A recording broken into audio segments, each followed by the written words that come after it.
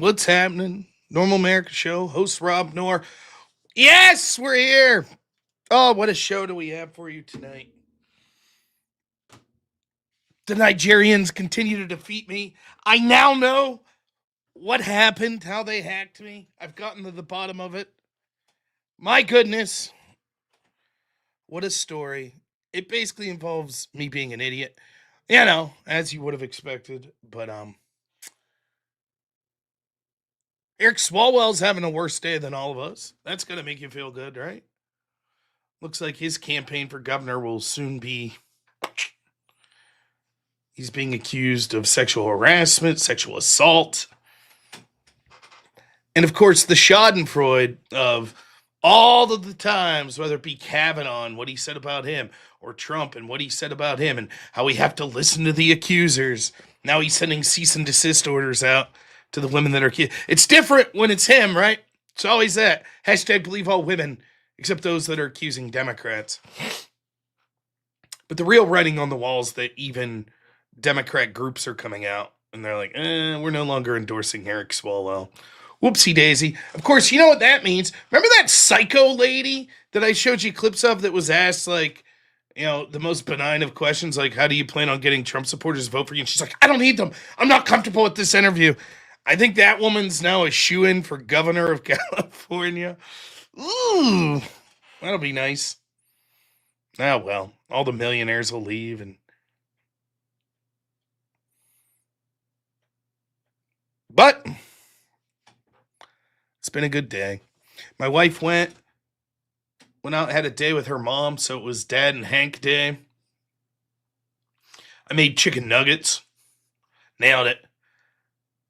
Hank was like, I don't know. He didn't know if they looked good. But he's a big ketchup fan, so I was like, I'll just put a bunch of ketchup on them. He's like, okay. He ate them. Chicken nuggets dinner here for Dad. Hero. Yesterday I made him pizza. That's 2 dinners in a row. I'm crushing it. Wasn't even that hard. Oh, man. He's fun. He's staying at his Nana's tonight. So, he's having fun.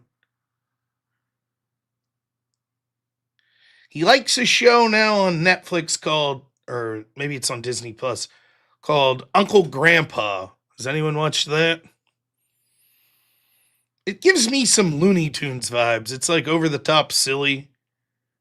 For me, chicken nuggets, I like barbecue sauce. Is my go-to with chicken nuggets.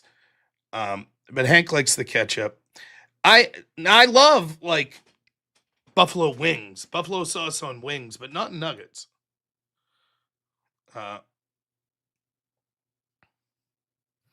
Yeah, my son, a big Uncle Grandpa fan. I just started watching it with him.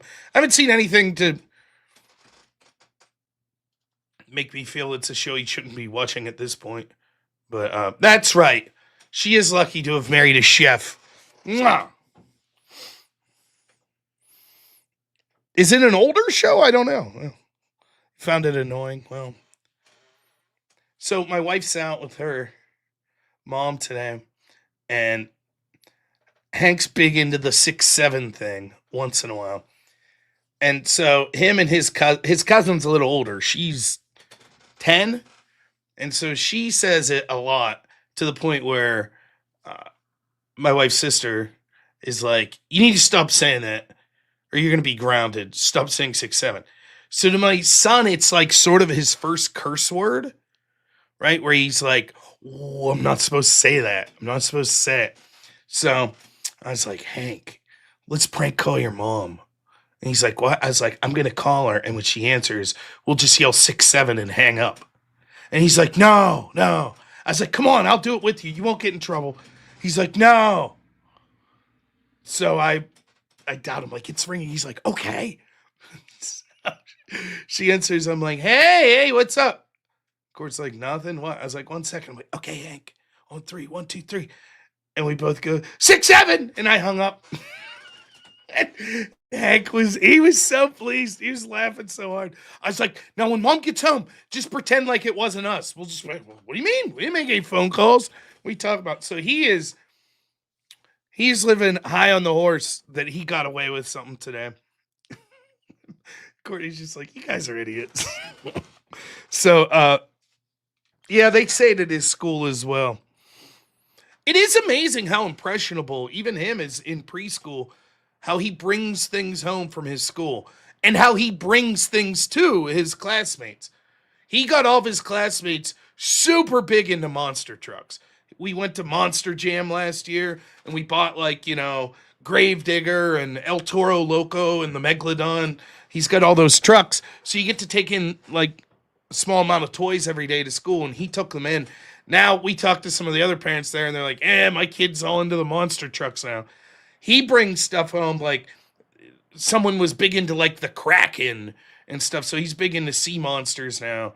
And I think the 6'7" thing and certain things he says, I would suspect that's where Uncle Grandpa comes from. That someone in his class was like, have you seen Uncle Grandpa?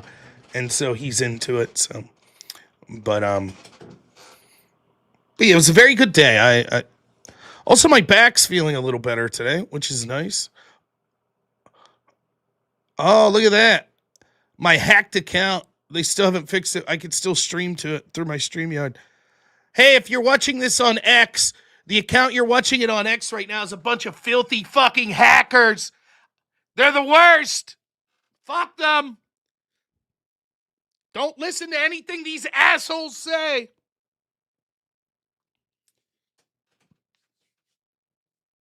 One of the people that follow me and had streamed, I still think, was like a smaller streamer. They sent me a DM a couple weeks ago on X. And it said,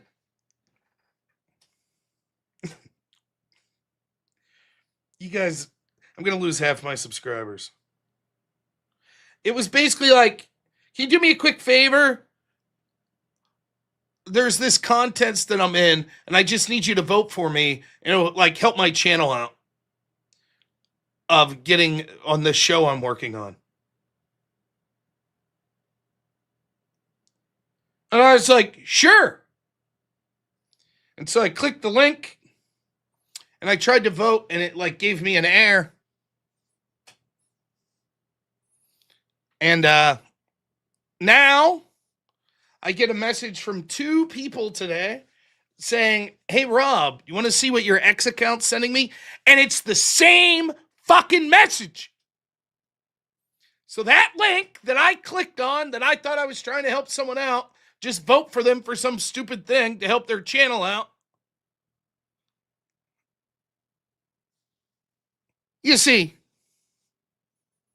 Yeah.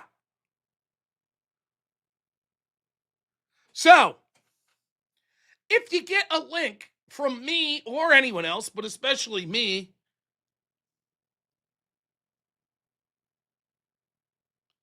asking to fucking vote for me for something, it's bullshit.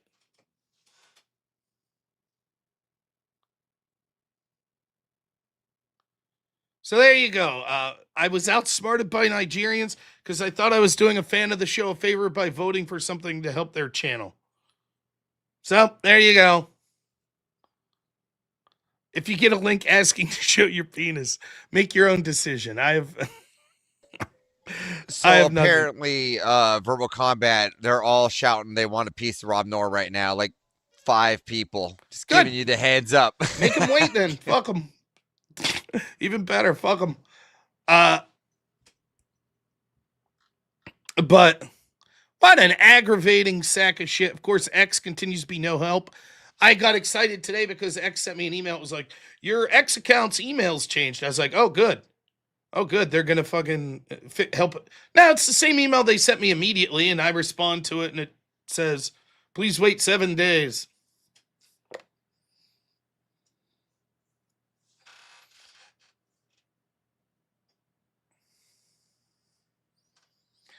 Everybody in such a hurry. Rob, are you going to go over to Verbal Combat? I'll explain Verbal Combat here in a minute. So I am serious. I am serious For real, I'm serious about this. Please, please, please do not click on any fucking links that my hacked X account is trying to send you. For real, that's no joke. You too will be hacked by Nigerians.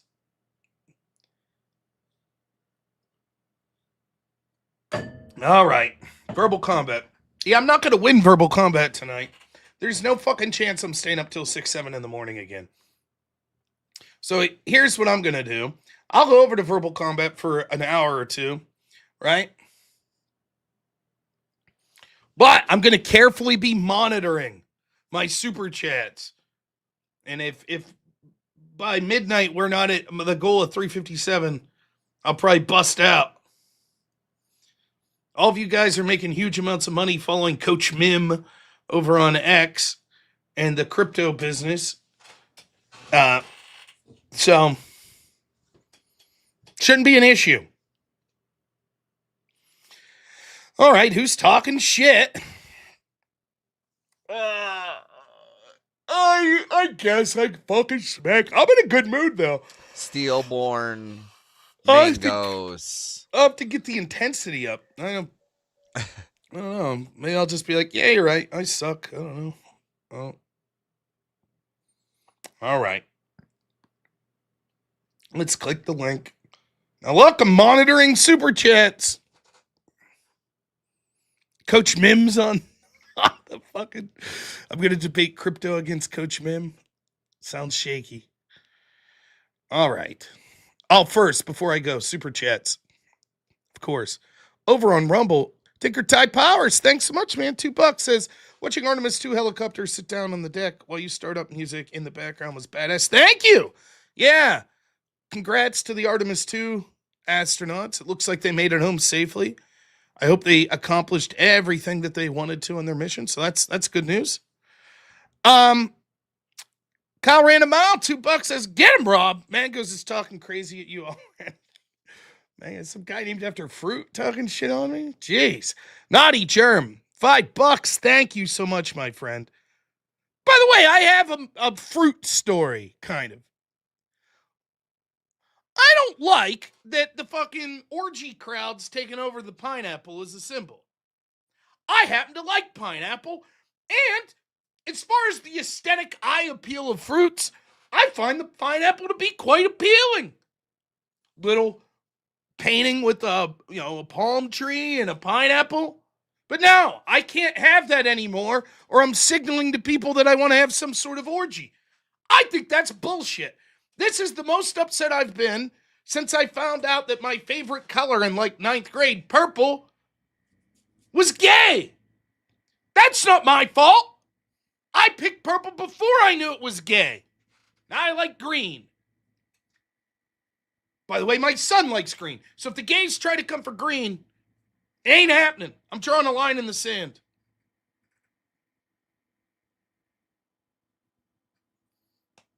So, there you go. To hell with the orgy community that stole the pineapple. I'm pissed off. I didn't even know about this until I guess it was 12 years ago. I was trying to buy someone a birthday card or something and I had a pineapple on it. My wife's like, what are you doing? I was like, what? She's like, you don't know? This is a thing. Like if you go on vacation, you're supposed to put an upside down pineapple on your door.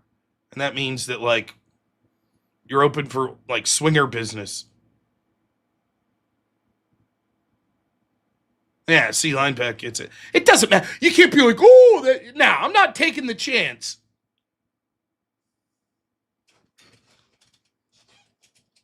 So, anyways, more super chats. GG, what's up? $2 says, how dare you disparage Coach Mim? Hashtag blessed. Hashtag Tacoma. See, I thought it was a Tundra. That's what I get for not following Coach Mim. And then Mechanical Mike, thank you so much, man. $10.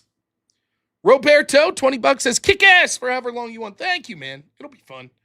Dan the Man Soak out $5 says, I cannot tell you, Rob, how much I enjoy how you say, fuck him. Thank you. Thank you. And then Balder Asregard. No. Why do I always fuck that up? Baldur Asgard. Thanks so much for the 20-somethings. All right. And I'm telling you, I'm not staying all night.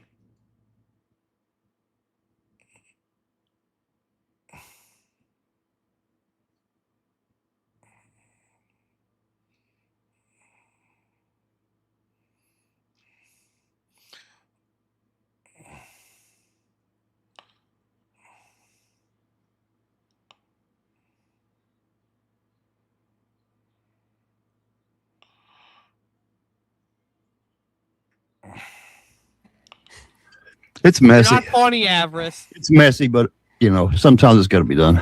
Oh shit! Spartacus said, Granny, back. 2 more minutes. All right, we'll mute that. No, bring Granny back. I like I'll tell her. you right now, those camel fucking sand jockeys deserve everything they get. Because they'll tell you one thing right Damn, now. bro. Yeah, Because so when relax they're a little bit, man. when they My trying goodness. to disrupt the world commerce, It's like towards he's oil gay, drills, bro. through- Paper through- governor This is the and- problem, bro. Unless something Who's radical gay? What's the changes, uniform I think he's look gonna be in a lot of like, trouble. bro? Yeah. Relax with all that. That's No, crazy. Maybe no, to them, fuck that's what they They're want to hit do, up and we're Schmidt. causing the No, instability by trying to get them to stop it. To the powers of About you, dude. crypto. I have no prisoners hold to become the jihadist motherfuckers that's trying to hold the whole world You hostage. can hear them? Fuck Oh, you that. shouldn't be able to. One Fuck second. them. You think Fuck the them donkey? stand-up. How You does that think even answer the you think the question? donkey cart I just don't pushers are going to be holding the whole world hostage? He's drinking the donkey milk. Jockeys. Can you bring your brain back into one part for a second? Okay. The question. There. Now you can't hear them. Let's see.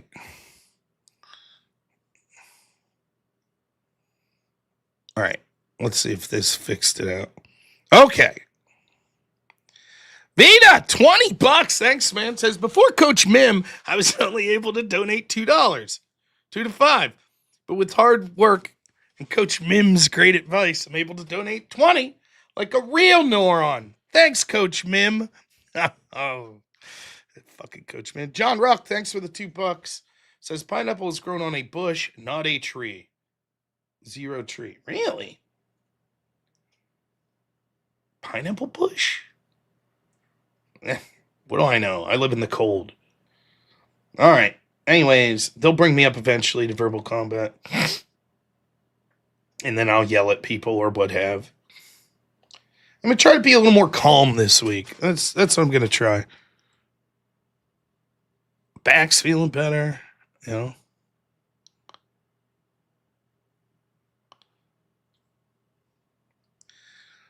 I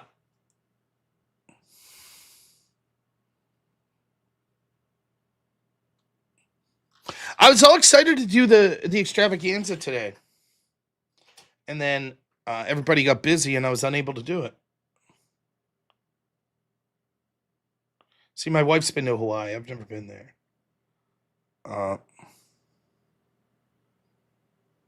Under 20 minutes and I'll be pissed. Probably the first one-on-one they put me in. I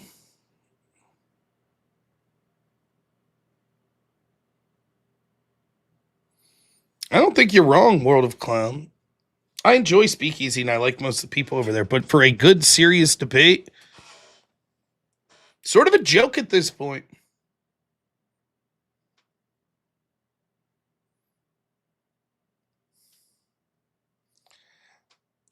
Even the no prep debates lately have been like strange topics. It looks like they're talking about regime change wars right now.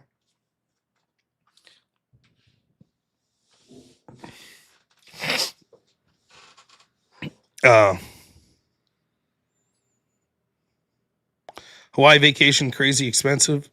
If only you had a crypto coach, they'd probably help you out. Oh wait, this might be me.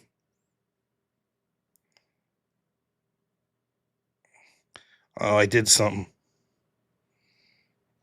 What is happening?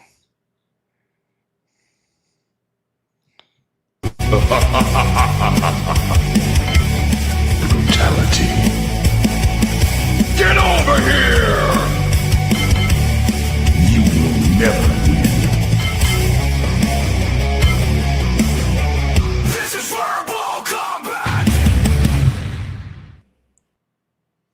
Robnoerr, returning champion. Welcome to the show. Great to be here. Oh, Rob, Pass the ribbon. Rob. You heard? Hello, everyone. Happy birthday, Speakeasy. thank you. Is it your birthday? Happy birthday. Yeah, it was yesterday, but yeah, Yesterday. thank you. Okay, happy belated. Yeah, he Thank won't you. even drink with me to celebrate his birthday that he did yesterday. Well, he He You won't know how even much I drink with me drank tonight. last night? Holy, yeah. Not enough. You're still not drinking. Not enough. Too much. Look, hold on. You- Easy. you- It's still You last don't night have to somewhere be on the sick. planet. You So don't I'm have to just be saying. hungover. That's what I felt good today. I was like, Whiskey. hey, I felt good. I was like, no hangover. Let's not push it. Then you didn't Heck drink. yeah. with me. This is why you gotta drink with me tonight, Easy. What the hell? Oh, I mean, I think Mango's drinking enough for all of us tonight. That's Yeah. true. That's right. hello, Robnoerr. Hello, Mangoes. I heard some guy named after fruit was talking shit on me, and I was like, I gotta see what this is about. You Named know. after fruit. Hey, real quick, Rob. Rob, said do he you have was- any more I have advice no for me about book crypto? clue. He's a Fruit Loop for sure. I'm sorry that happened to you. It sucks. It's my fault. Yeah, what had happened was, if anybody gets any messages from me on X, I was hacked. One of my viewers that has a small show sent me a DM and was like, hey, they're doing this local thing to get on this podcast. Can you vote for me? And I clicked yes. And I assume that's what got me, because now I have people messaging me, are you trying to get on a local podcast? Your DM's asking me to vote. Don't vote for me. It's a scam. It's some fucking asshole. So Oh, that's horrible. I was asked if I wanted to buy crypto. well, don't do that either. Well, I mean, Rob? No, yeah, I seen Rob's thing, and it's like, never thought my life would change like this. My brand new truck, getting into my first house. I'm like, fucking Yeah, Rob, Rob, who the first fuck house? is this? and then the crazy thing is, I use StreamYard to stream, right? So my stream key from X still works. So I could live stream to my X account. I'm live streaming to my X right now. If you're watching me on X, the people that own this account are Nigerian fuckheads. Don't listen to their scams. You know, Sure. it's very weird. And How do you know X is- they're from Nigeria? because they text my phone. My phone was like my They said two-factor. we're Nigerian. So they got my number, and it came from Nigeria, and they sound Are you Nigerian. serious? Yeah, they demanded And they're like $200. tagging some like Did some you see chick Did you see the message crypto that Trump coach. I left? was like, who the fuck is this? Yeah. I was Did like, you see this the ain't Rob. message that Trump put out and was like, there was a deal. It was from Nigeria, so don't believe it. But he's right. And the everybody was like, oldest what trick is he in the talking book. about?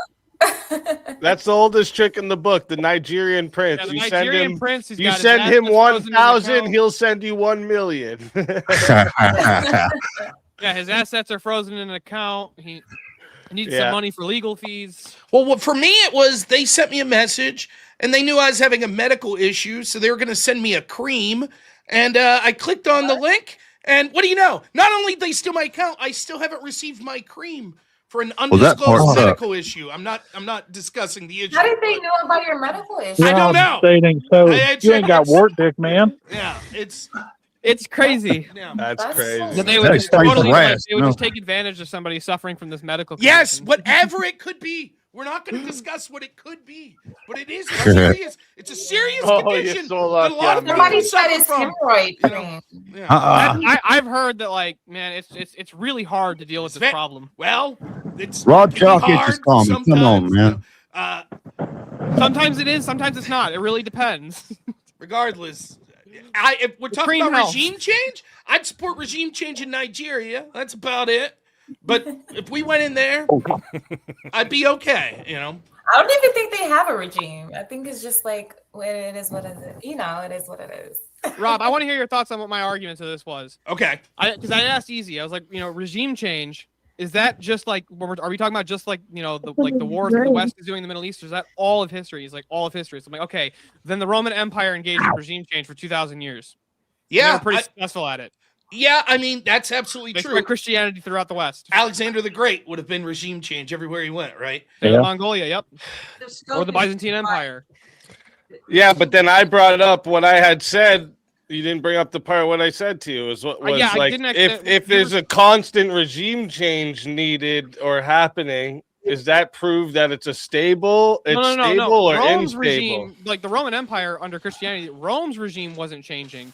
They were conquering other land and changing their regimes to the Roman Empire. Now your regime is the Roman Empire. You're now part of us. Yeah, but you're changing the pre-existing regime, right? They're changing other regimes and maintaining theirs. So it was very successful. I think there's an implication with the term regime change that it's not you taking over and encompassing that country under your own. So, like the old empire, it's more of we leave and install a new leadership that's theoretically independent, but oftentimes sort of a vassal state.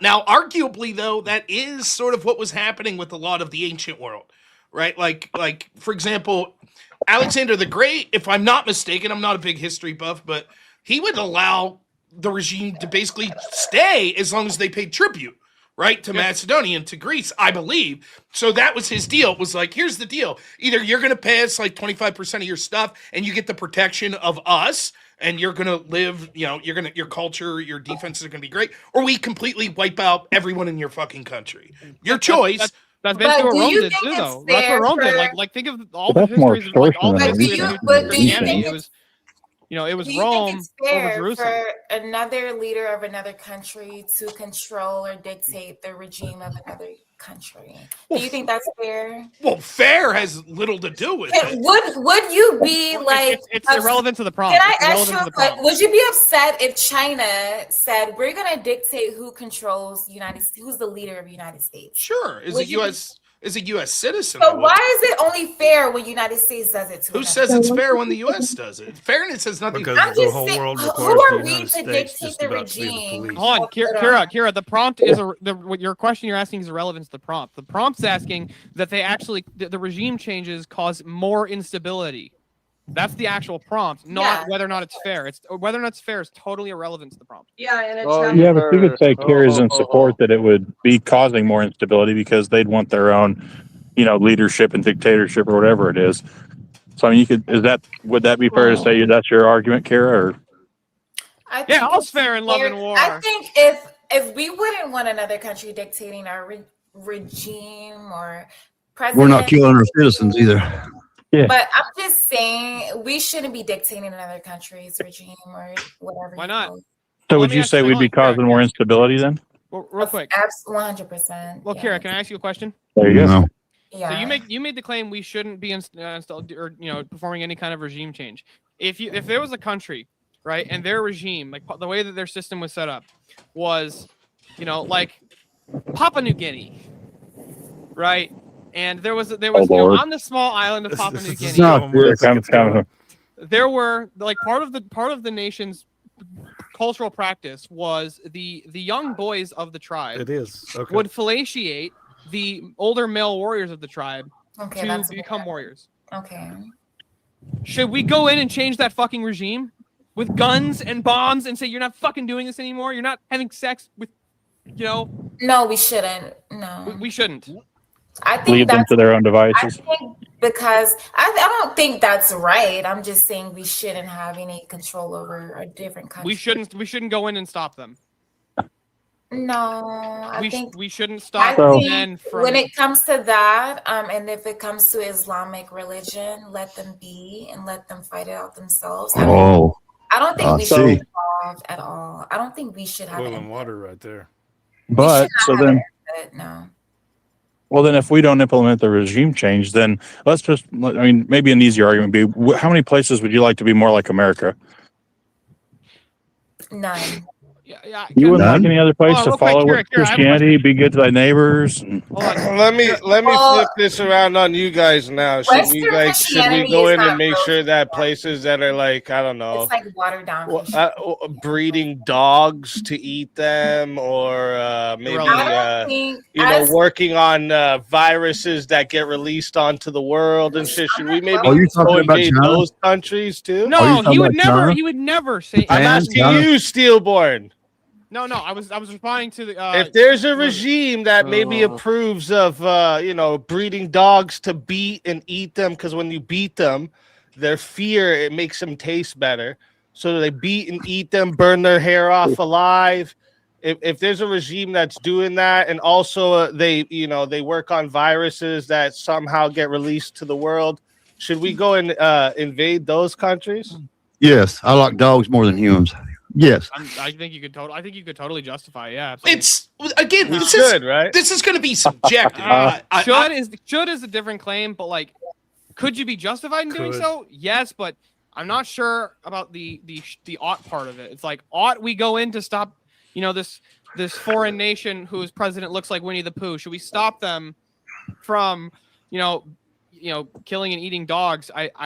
I mean, I know Prince of Dogs would be really upset to hear this answer, but I don't fucking care about whether or not those people eat dogs. I just don't. It's irrelevant to me. Yeah, that's how I feel. I feel that if there is a legitimate debate as to whether or not there should be sort of a moral world police. So circa end of the Cold War, the United States not only is a superpower, they make up a word called hyperpower. That's how more ahead of the game the United States is militaristically, economically, culturally than the rest of the world. Can you make a claim that the United States then should have been the world police and said, listen, we're not going to allow regimes that do things of a certain heinous level?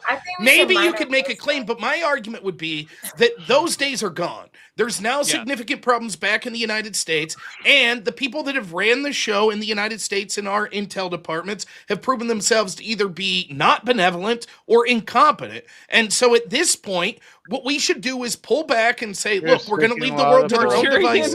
And that's good. Unless they're directly attacking us. Then it's different. Blah, blah. I agree. I believe that Is that an argument, man? So do we wait for people to get... I honestly feel like if no one's directly attacking us like Japan did in 1942, then we shouldn't go after a different country. We shouldn't be controlling another country. Okay, well, can I present you a hypothetical then? Because think about it. If you see this bigger, obviously stronger person, right? Directly. We must wait a stronger person, right? And you're not... Hold up a second. We got a 1v1 request for Rob. Wait. Rob versus Granny. Okay. He just wants me out here. Okay.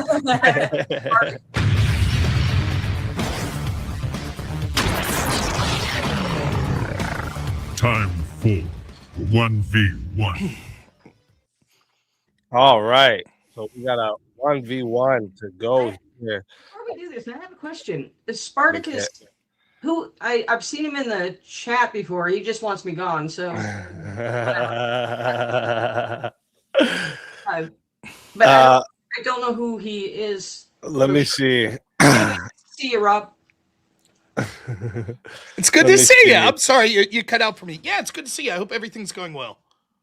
Yeah, it is. And I'm really happy about your birthday yesterday. Thank you. Yes, it was absolutely amazing.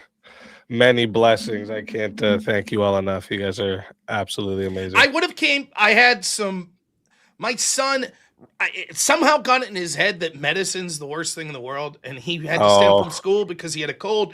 So I heard him yelling, so I had to wrap up the stream. And dude, he is a genius. I thought he gets that Mio squirt stuff we'll put in water that's grape. So I was like, I'll just put some grape cough syrup. Dude, he sussed it out right out of the gate. He's like, now, what is this? I was like, so it was a battle, but yeah, they're more important. Yeah, especially with the cough syrups and stuff. Kids, they hate it. Yep. You have to basically bribe them to take it. Yep. All right, let me see where we can what topic we can get for you to Nothing crypto related. No, today's theme is war and military strategy. Yeah, the crypto. Yeah, I don't know. What about this one? Conscription, mandatory military service should return in Western nations. I could take either side of that. I'm a hard no on that. Okay, I could say yeah. Okay. What's going on here? Wait. What just happened? Yeah, what just happened? Wait a minute. Steelborn, take off the vertical, Steelborn. Come on, man. What do you need vertical for? Just do a normal stream. Oh, you're co-streaming with him, and he did a vertical. That tripped me out just now. I'm like, why is there another screen there? Fucking Steelborn. Okay, wait a minute. Can we lay a few? I need to get this straight in my head first. Now, is this including females in this question here? I could do it either way. Do you want to just do men? It would probably be easier. Yeah, because well, you're against it either way, so I guess it'd be easier for me if I had to say women. Yeah, I could say women if you like. Yeah, like premonition. Are you against it even if it's like just men? Yeah, mandatory military service. I could do if it's. I'm happy to say that everyone, man or woman, barring the only exception I'll put on it's like if clearly there's like they're comatose or they have a medical condition, they're paraplegic, some shit like that. Other than that, I could argue that all of them should have women should have to do some sort of military service. Are you talking about frontline? No. Are we talking frontline here? I don't think that's what military service implies. There's a lot of people that serve in the military that aren't fighting on the front line. Okay, move on to one more subject, and we'll yeah, that's no problem. Okay. Let me see. I mean, they could be secretaries and stuff, and you know. I don't know. I don't know how much you both know about this one, but I really like this topic. The bombing of Hiroshima and Nagasaki was justified. I know a lot about it. Okay, what side do you like on that? Do you believe it was justified, the bombing? Well, there's a story behind it that you guys may not know, and I know because. Well, save it. Don't just tell us what you think. Maybe that'll be the weakness against Rob. Yeah. Do you want to say it was justified or it's not? I'll take the other side. That's fine. It was not justified. Okay, I'll say it was. All right, perfect. So, chat, you know how this goes. We are going to 5 minutes to start. Or wait, let me make sure. Yeah, okay. So just 5 minutes to start, chat. If you guys want to add on a minute, it is 10 to add a minute. It is 60 if you want to be the solo judge. And if we don't get a solo judge, it goes to the chat poll, and the loser of the poll will lose their soul. Fighters, good luck to the both of you. Let's get it. So I'm affirmative. I'll say it was justified. I'll give 2 reasons at the outset why. One, United States soldiers' lives are more important, and winning that war for the United States was more important, and easily more lives, in fact, many more would have been lost if we didn't drop the bomb. So that's the first reason it was justified. Second, we had to eventually drop the bomb somewhere, and this was as good as anywhere to let the world know just how powerful we were, which helped stymie another world war, which would have cost millions of lives. Okay. So I'm going to name several things here. Firstly, the reason that they dropped nuke number 1, they had Fat Man and Little Boy. The reason they dropped it was to test it, actually, to see how large of an area it would kill. Okay, that is why they did it. Now, right before they dropped, and this is what was the problem with dropping the nukes. Days before we dropped those 2 nukes, okay, we dropped one, and then we dropped one, and then they immediately surrendered, and we ignored their surrender and dropped number 2, okay? And that's true history. Days before we dropped either, Tokyo, Japan, It's just people donating money. Go ahead. Okay, sorry. Tokyo, Japan, everything in Japan was built out of wood. Okay, all the structures. Days before we dropped either one of those bombs, we bombed with incendiary devices Tokyo, Japan, and burned 150,000 Japanese elderly men, women, and children. Okay. That whole city burned. So I get it. I have to get in here. So I haven't. So it sounds like your argument is that no, there would have been a surrender anyways, and this was just superfluous. One, even if you're right that we attacked them beforehand using incendiary devices, that clearly didn't lead to a surrender, so it doesn't deal with either of my points. Secondly, I don't know where you're getting your information. There were 3 days between the bombings of Hiroshima and Nagasaki. I see nowhere, nor do I ever recall hearing that Japan surrendered in those 3 days before Nagasaki. They didn't have a chance to surrender after Tokyo. After they dropped the first bomb, Japan sent to the president, to the government, saying we surrender.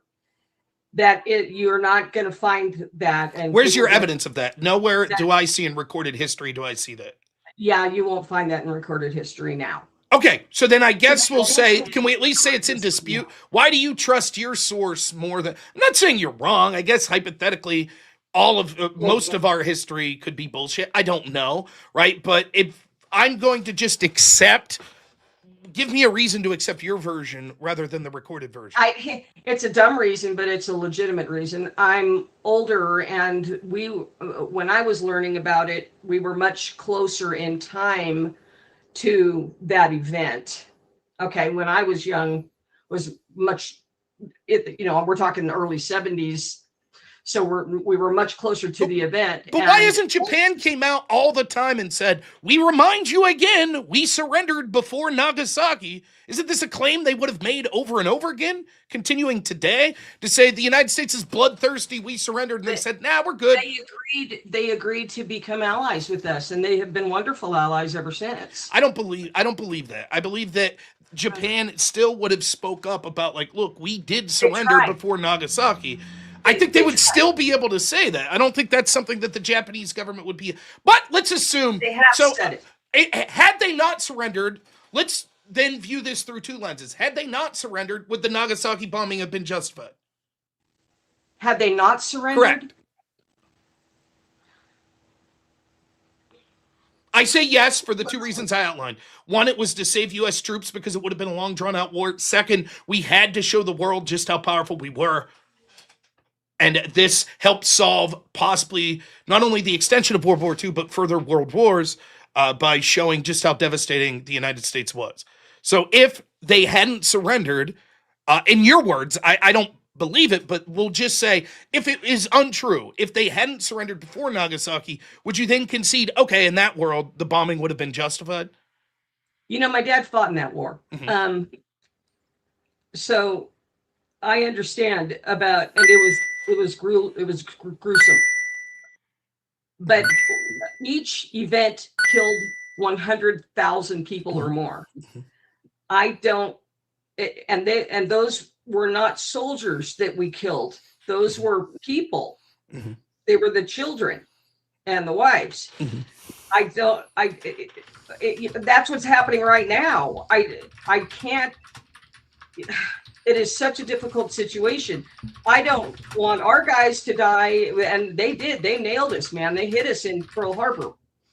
They killed our guys, and then we had the skirmishes. So then your argument would be, even had they not surrendered at Nagasaki, it still wouldn't have been justified because it targeted civilians. That's a really hard one, Rob. I'm going to say I'll say this for the people that are voting. I think that Premonition's hesitancy at least shows that my argument has validity, that if it was to make them surrender to stop this disastrous war, which, by the way, would have led to civilian casualties, because Japan was not going to surrender. It was going to be a very bloody affair that was going to take years and years and possibly a decade for the United States to lose hundreds of thousands of troops painstakingly to get in and finally take out the government of Japan, which would have led to misery for all of the peoples of Japan, not just the soldiers. In addition, this helped shape us as the global hegemon going forward because it showed the world the awesome power of the bomb, which helped stop World War II and further world wars. Now, in her version, where they already surrendered beforehand, although that complicates the issue, and I don't believe it, but if we do accept this alternate version of history, I still say that the ultimate bomb... alternate version. Don't call it an alternate version. It's alternate in that it's not... We're looking at it... Well, you guys don't even believe we went to the moon. I didn't say that. I mean, talk about changing history. consider that it may not be an alternate version of history. Consider that they were getting a message to the president, but they had 2 bombs. But what do you mean by alternate? Alternate is in different than what we've been taught. Yeah, different from, okay, yeah. Right. So in that version, different than what we've been taught, I still think it's justified for the reasons I mentioned beforehand. I do not believe your version. And the reason surrender. Who wouldn't surrender when you just lost Japan? 300,000 people in 2 events, not even counting Nagasaki. Okay. You've lost 150,000 in Tokyo. You just got hit in Hiroshima. You lost another minimum of 150,000 or more. You don't think that they would have been trying to surrender? No, I think that it was clear that a red line had been crossed and that we were going to continue to drop bombs until they immediately surrendered, not give them time, not lead to the deaths of more U.S. servicemen. And I think that circumstantial evidence proves that the version of history we've been taught is more likely correct. Because if your version was correct, Japan for the past 50 years would have been like, we again remind you, we have the official documentation. We surrendered right after Hiroshima, and these bloodthirsty assholes again bombed us for no reason. Nowhere have they ever made that claim. Never. There would be no incentive for them to not make that claim. You know, it's so hard to argue this because I'm not a good arguer, and I adore you. It's fine. Go ahead, say what you need. It's weird. It's hard for me to separate debate from argument because I'm not a debater, but I have recollection and I know what I learned and I know what human behavior would be like and losing. It's not Japan is the size of California. Mm-hmm. So losing, and their population back then, losing 300,000 people, I don't think that Nagasaki was justified. Okay, let's put it this way. All right, we hit Hiroshima, we hit Tokyo, we hit Hiroshima. We could have easily gone in and marched right over them at that point. No, they were cooked. No. That's not true. In fact, you already argued. So you're saying after Hiroshima, we could have walked over them with our military? Yes. No, you already admitted that was largely civilian. Most of their military would have still been intact. And the estimates were grotesque. The military leaders that looked, they were predicting some of the largest casualties possible for the United States. It would have been a bloodbath. And the Japanese it was a bloodbath. It wasn't afterwards. It was a horrible thing. Of course. Like I said, my father was in it. Correct. Okay. Right. So, it was already bad. It was going to get worse once we had to go into inland Japan. Agreed. I completely agree. It's such and now we're looking at send nukes. It's like, boy, you guys don't know what nukes do to people. Nobody alive today knows what nukes do to people. Well, one of the reason we know is because, and that's another positive that we did it, that we were justified, because the world needed to see what was possible with this. Some people would claim that the advent of nuclear weapons actually led to less deaths because what it did was it stopped the great powers from going to conventional wars.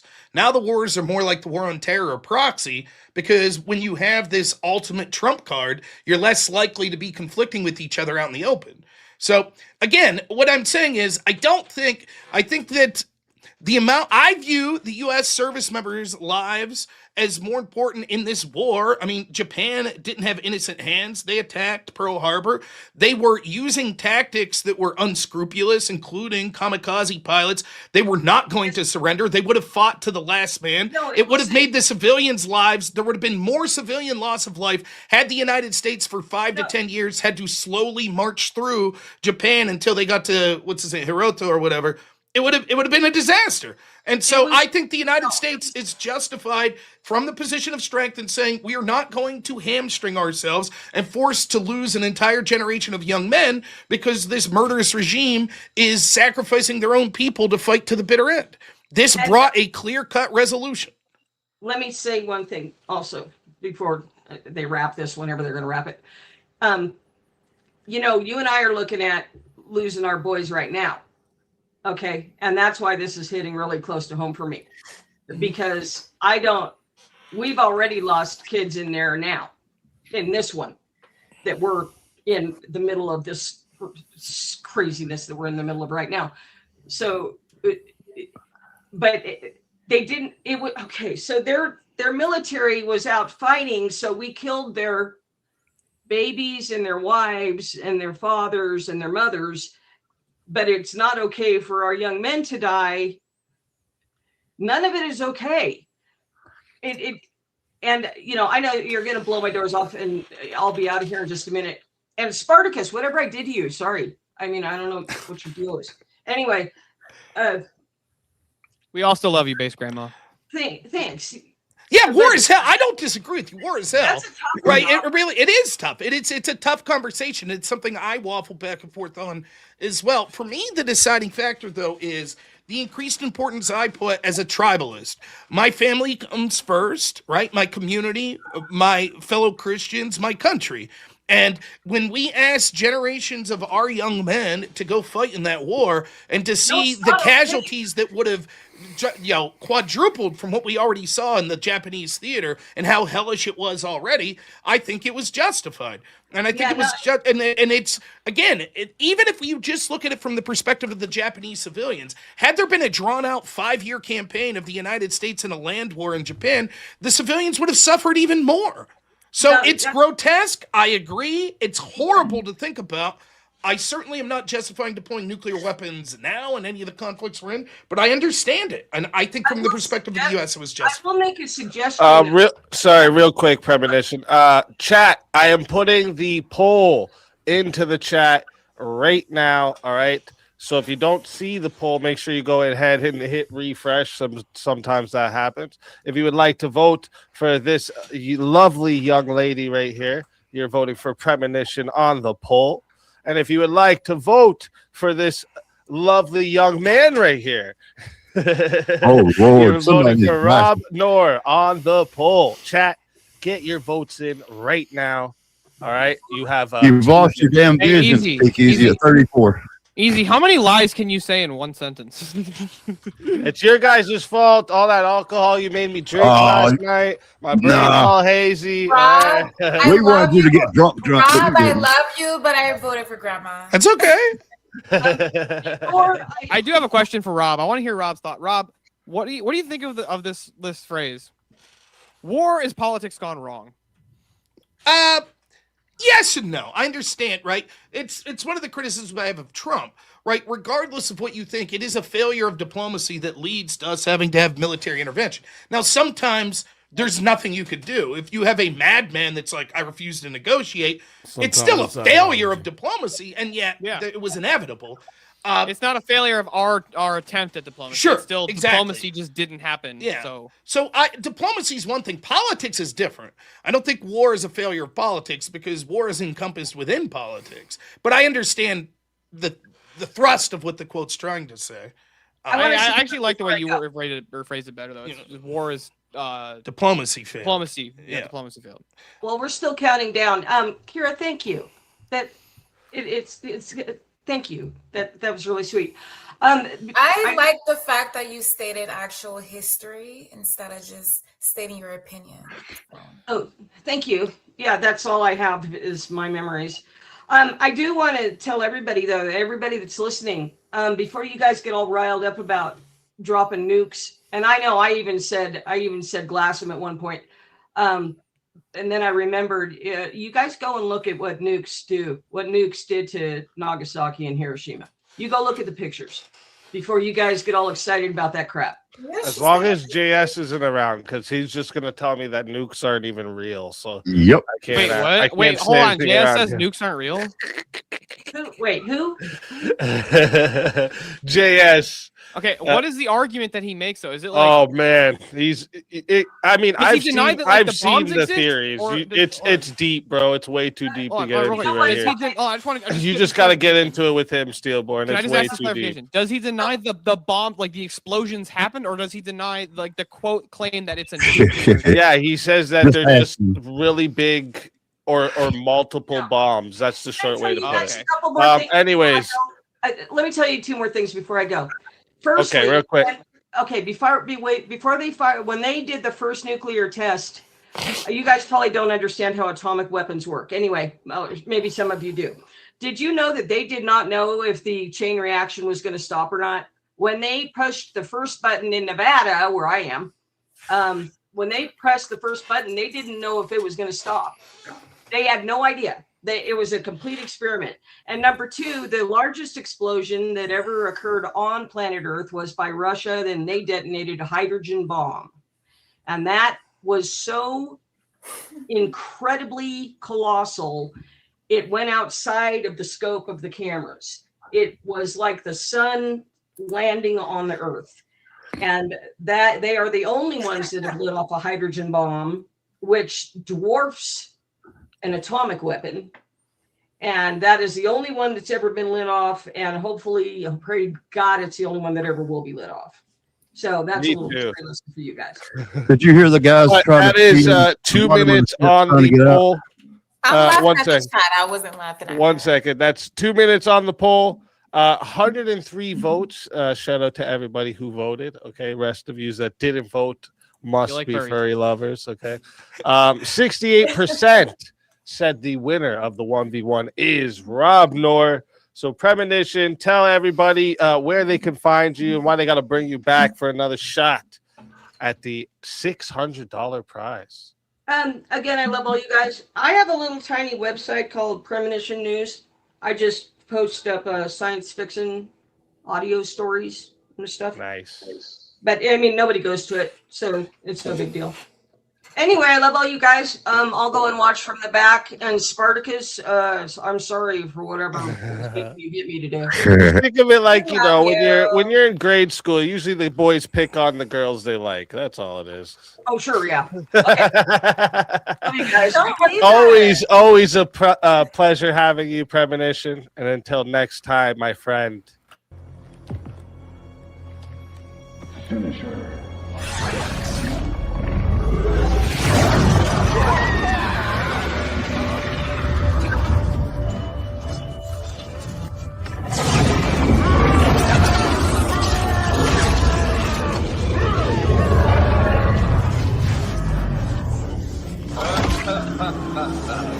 Fatality.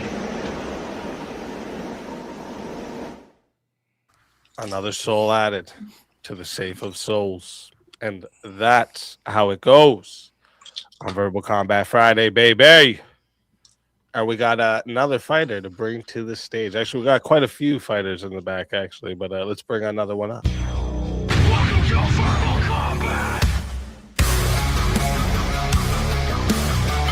This is Verbal Combat. This is Verbal Combat. Brutality. Get over here! You will never win. This is Verbal Combat! Mosman, welcome to the show. Oh, is your mic muted? Hello. Hello, I'm back. Oh, there Can he you is. hear me? Yes, I'm back. sir. Like Welcome a heart in. attack. Is that a Skyforged steel greatsword? And I gotta tell you, it's Skyforged. Easy made that, but I could tell it was a Skyforged steel blade. But that's funny. I didn't know that. I just had a bunch of different sword models, and that's the Skyrim. That's like the Skyrim steel sword. Okay, Yeah. cool. I didn't know that. But by the way, guys, just because your dad fought in World War II and just because you're old does not make you right, because the first atomic bomb was tested in New Mexico.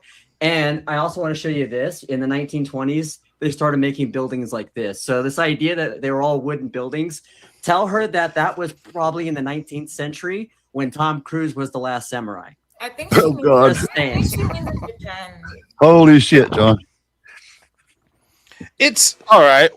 Oh, go ahead, sorry, Rob. Now, it's like the idea of I'm not saying the version of history may not be true, but oftentimes what happens is I think you should view things through the lens of like, okay, I well, need a name change to what? anyways, to like circumstantially, what would that look like? And I just don't know why Japan would have been silent for the past 70 years. Like, but everybody remembers we surrendered, and the United States was like, "No, we're good." And even so, in that world where they surrendered, you know, I didn't think there was really much of an argument as to why. I think Japan should have done what they did. You know, we wouldn't have to do that. That's what I think. They freaking lied. Jeez. And then they did what they did.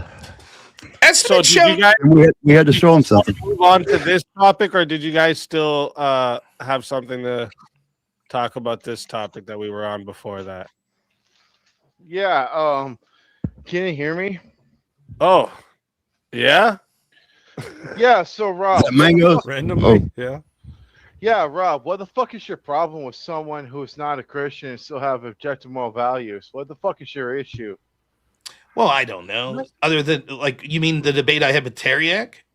Oh, fuck yeah. And also King Blackout. It seems like anyone who isn't a Christian has no moral values, even though they... Pearl Harbor. That isn't the topic. That wasn't. I'm happy to have the discussion with you, but the question is, where does your morality come from? Teriak's claim was specifically he believes in objective morality, but he doesn't know where it is, and yet he has a moral code.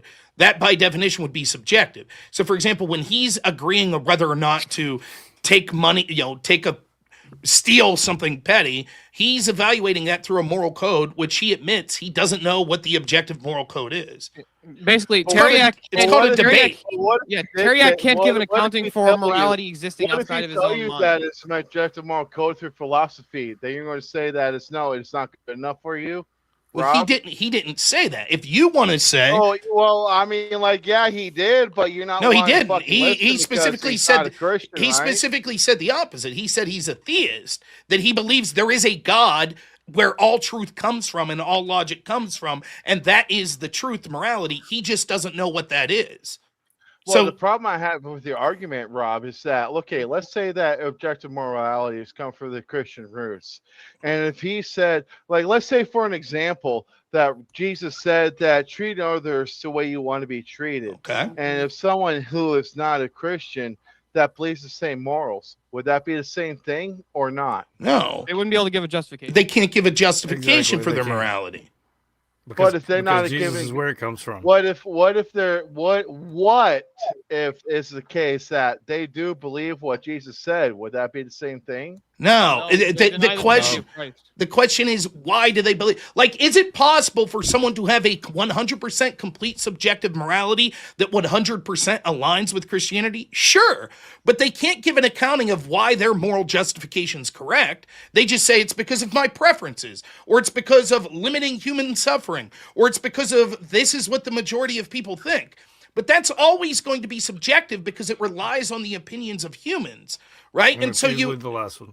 You could still, as a Christian, who, by the way, is not a theologian, and I'm a bad Christian, and I'm a new Christian, I certainly wouldn't make the claim that I think that under what I assume to be ethics and morality, that non-Christian people can't operate their lives in a way that I find ethical in the majority of the time. I wouldn't make that claim. I don't even make the claim you're going to hell. I'm just saying, if you're going to say I'm a theist, I believe there's objective truth, I don't know what it is, but I still operate via a moral code, then your individual moral code is subjective. Right. Then why would you go out of your way to tell somebody that why would you go out of your way to tell them that they don't know anything, but yet at the same time you're telling people that you have debated people and trained people to lie to one another? How do you rationalize that?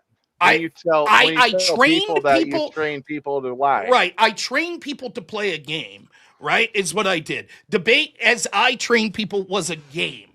It was like if I trained someone to play football or basketball. That's what I was doing.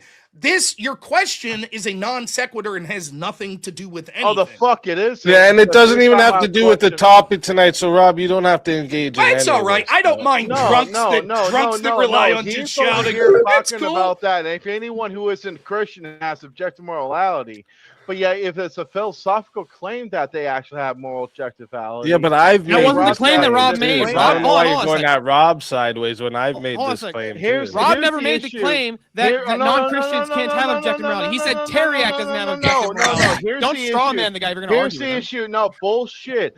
Here's the issue I I have watched with the Rob fucking Noerr debate. right I was now. Take I- another yeah, drink. Slur your words a little more so before it's you. not like you're Nah, the only one that actually bullshit. knows what I they're watched. saying. I'm not Yeah. gonna sit here and just let you swear Bullshit. somebody and I enjoy I listening watched- to a wise How man. dare When you? you can't How even, dare you're you? not even representing his Hold view on, properly.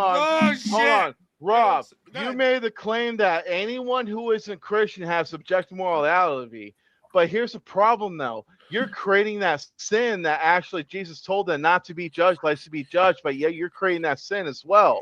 That's How not do you judging rationalize someone. that? Saying that someone doesn't Yeah, have you it. did. That's so you're saying that Jesus would have said, "Do not tell people I am the way, the truth, and the light." Jesus would have said, "Oh no. They can say whatever else they want is the truth." And if you say no, that's not true. I think Jesus is the truth. You're then I'm actually- sinning. No, the problem. Oh, you're just a drunk asshole that doesn't know what you're talking about. That's it. That's what you, Rob. The problem let me is that fucking. because when I someone can't doesn't believe you believe your fucking did religious this. point of view, that they How have no. dare you question Teriak's here's the position. problem. You actually bully people, Rob. Here's the problem. You bully people that doesn't believe your line of view. And when I saw when you debate with Teriak and King Blackout, you actually disregard their fucking moral beliefs because they don't believe the lineness of what God is. You're being disingenuous right there because That doesn't even make any sense. Are you listening to yourself, Magos? I'm trying to articulate a position. You're not but no doing one's very good. actually trying to listen. We That's are the problem. listening. That maybe if everyone thinks the position you're trying to articulate is nonsensical, it's not that they have a problem; it's that you do. No, I have a problem with someone who claims themselves to be a Christian, but yet they're not holding the position. I just want to know, just out of curiosity, Mangos, do you think like Teriak has this same like hostility in him that you seem to have about something you weren't a part of? No, it's called existential. Existential means to someone who is living as a human being trying to find some way to graft their life as to what is to be true.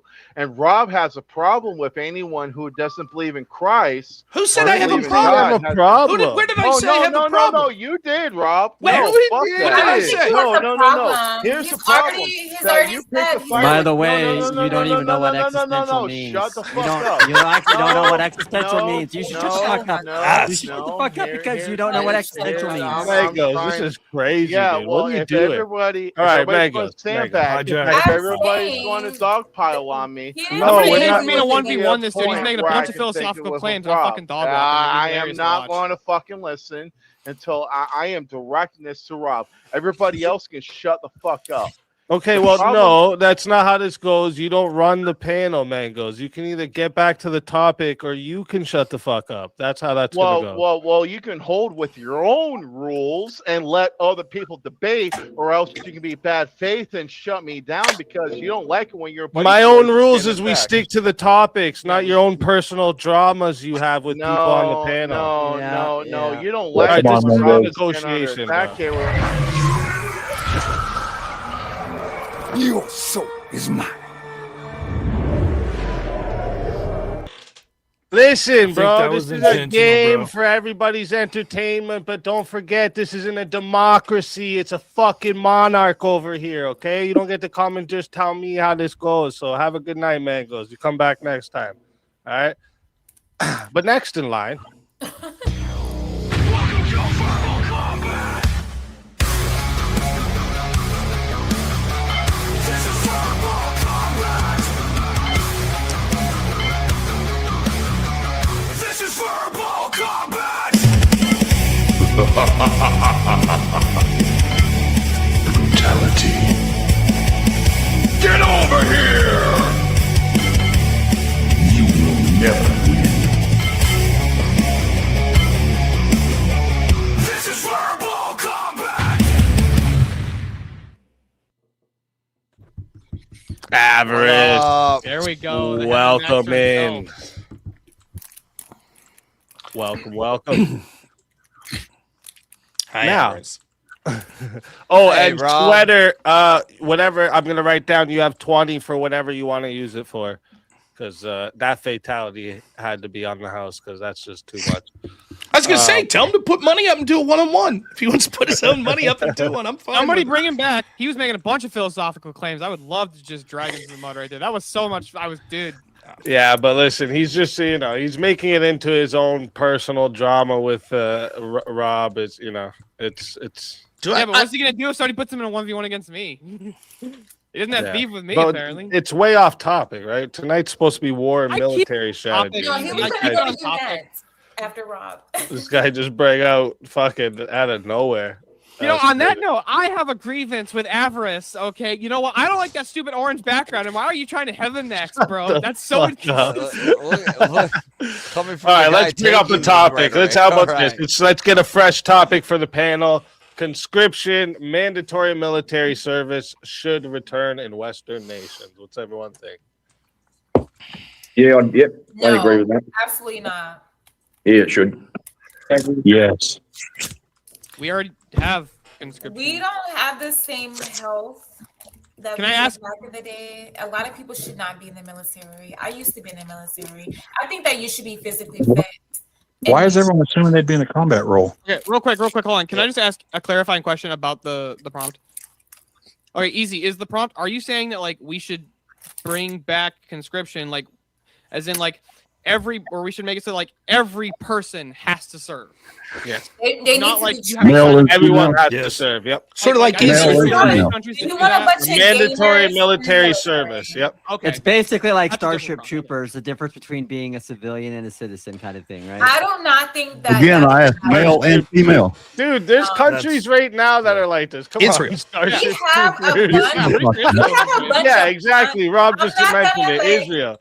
I don't know Yeah. what generation the guy above me is from. He looks like my generation, like born in 1997. Except in with Nigeria. Down syndrome. But I'm saying 22. we have a bunch of gamers and we don't have a lot of physical people. We need people that She's want to calling be you in the a weak military. guy. We need people that are physically. No, we need people that are physically fit. Basically said I look like I'm almost 30. What the fuck? How Yeah, old you are need a you? physical fit to 22. drone people across Oh, the yeah, world. Yeah, the video gamers are the ones that are going to be droning people, right? So that's. But you also, Yeah, you know, but Kira, like Yeah. part of the Yeah, how dare you be a Kira, part of the gamer, military stillborn. service. I Part of the the best part is Surely, I don't surely, I like how it's the men that care about things of their What do you mean looks they can being be talked trained? You about. can't Can be we get trained to to the be a healthy fucking gamer. topic? Come Ender's on. Game. They could be trained to be fit. You're a Are you a badass female gamer. stillborn? Who cares what she says? What you look like? I was trying to figure out why It means she you lumped got me in some with man them. years on you. You should be proud of that. All right, you look like a man. All right, be proud of that. Easy, you don't gotta fucking lie to me. Like that's like we could just cut that shit. All He right. looks like a boy. Wonderful features. Oh my goodness.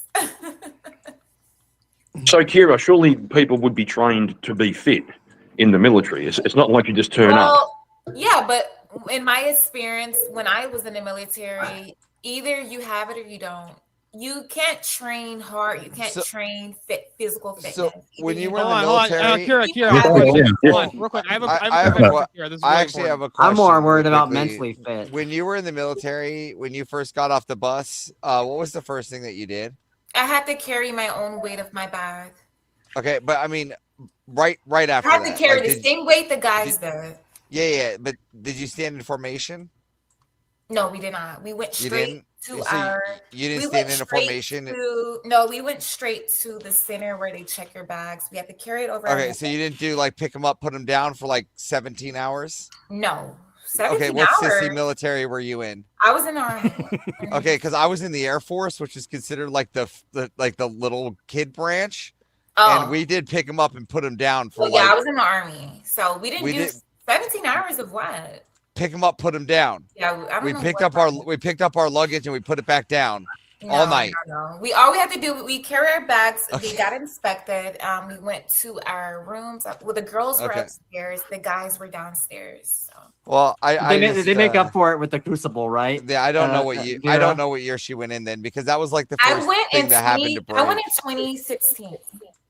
Okay. Oh, the Fruit Loop. Hold on, year. real quick. I have a Got Kira, The you- Fruit Loop. Hold on, Kira. You said that people don't really like lose weight. You either got it or you don't. You either you have it or you don't. I've seen guys. Hold on a sec. When you were in high school, did your high school have a wrestling team? No, I don't think we did. No. Do you know that high Where school do you has live? wrestling teams? I live in Florida. No, do you Thank know you. that high schools? That's Do you know that high schools have wrestling teams? I live in Miami. I don't think we Okay. didn't have a wrestling. Whoa. Miami would most definitely. They have don't wrestling. wrestle in Miami. Come on. No, Well, anyways. people do, but I don't think my specific high school. Wrestle Okay, naked. but you understand there are like high school wrestling teams. Okay. Yeah, of course. Now, Yeah. here's an interesting fact. Most high school wrestling teams, most of the people on the wrestling team are also on the football team. Now, football, most of the wrestlers spend the football season bulking, and then they drop 30, 40 pounds in a month to cut weight for wrestling. That's if they want to. And they No, have most to- actually have a lot of them do it just because That's they a rough have to. argument, Steve. But you have to have the You heart. would have been better off saying it. All schools have physical education, so they're already trying to condition you. You for can things. train somebody to shoot a gun, but you can't train somebody to be a soldier. Either you want to be or you don't. I don't think it should be mandatory because everybody. If you're drafted, it don't really matter what you feel. Everybody doesn't have heart. Well, hold on a second, Everybody doesn't have Kira. If your nation is being And they're not invaded by a mentally foreign body, there. right? Like a foreign nation is invading yours. Okay, here's your options. Either you conscript your citizenry in order to save your nation, or the invading nation takes over your nation. And if they take over the nation, they're going to You rape wanna all the find women. out. They're going to if the That's a invading false nation, dichotomy right there. I'm asking. It's a What is? hypothetical. It's a terrible hypothetical. Yeah, but what we're talking Yeah, about it's here, just simple. Steelborn, is mandatory military service whether you're being attacked or not. Well, I'm just attacking the premise that she said that either you shouldn't bring people in the military who don't want to be in the I military. don't think it should be mandatory. No. It doesn't matter if it's mandatory. You're going to go. It doesn't matter. Yeah, Well, you and want to. then Just- you're- I wouldn't go. I'm too old now. And I don't know if people aren't thinking about this, but the military can always kick you out if they don't think you're good enough for the military. Right. It's not like Yeah, oh like- man, we got this B list. Like we're just going to cannon fodder this dude. So- if you're not meeting up to the standards, then you get They will, disrespected. So just to be clear, I think the best example of a country that's practically doing this right now is Israel. And if you are let's Jewish, not go now there. there's obvious exemptions, religious exemptions if you're like Hasidic Jewish, I think. But if you're Jewish, basically a man or a woman, when you turn 18, you have to serve for a few years. There are exceptions, such as if you're a woman who has children. I think you're exempt from it. Most 18-year-olds in Israel that are female aren't having children yet. And then there's obvious health exemptions. Like if you're a paraplegic, they're probably like.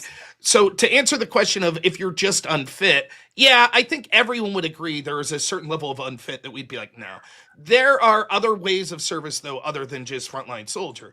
And so a lot of people that maybe wouldn't meet physical standards to serve like you did in the Army or like Everest did in the Air Force, maybe they could find themselves. Another question that goes along with this, and I'll give my opinion later, but some people suggest something like this, and it's not just military service. Real quick, let me finish. Last sentence. It's not just military service, it's like civilian service. So maybe you have to join something like Army Corps of Engineers helping clean roads up for 2 years, or, helping build great projects like the Hoover Dam or something. But the idea is, should you have to do some form of service to get citizenship? Is sort of the general idea. Can I say one thing? Only one thing, Rob, after your statement. Drew made a good point. He said, One second, Kira. One go second, ahead. because you are actually being put into a 1v1 right now, and there's a forced topic of the 1v1 as well.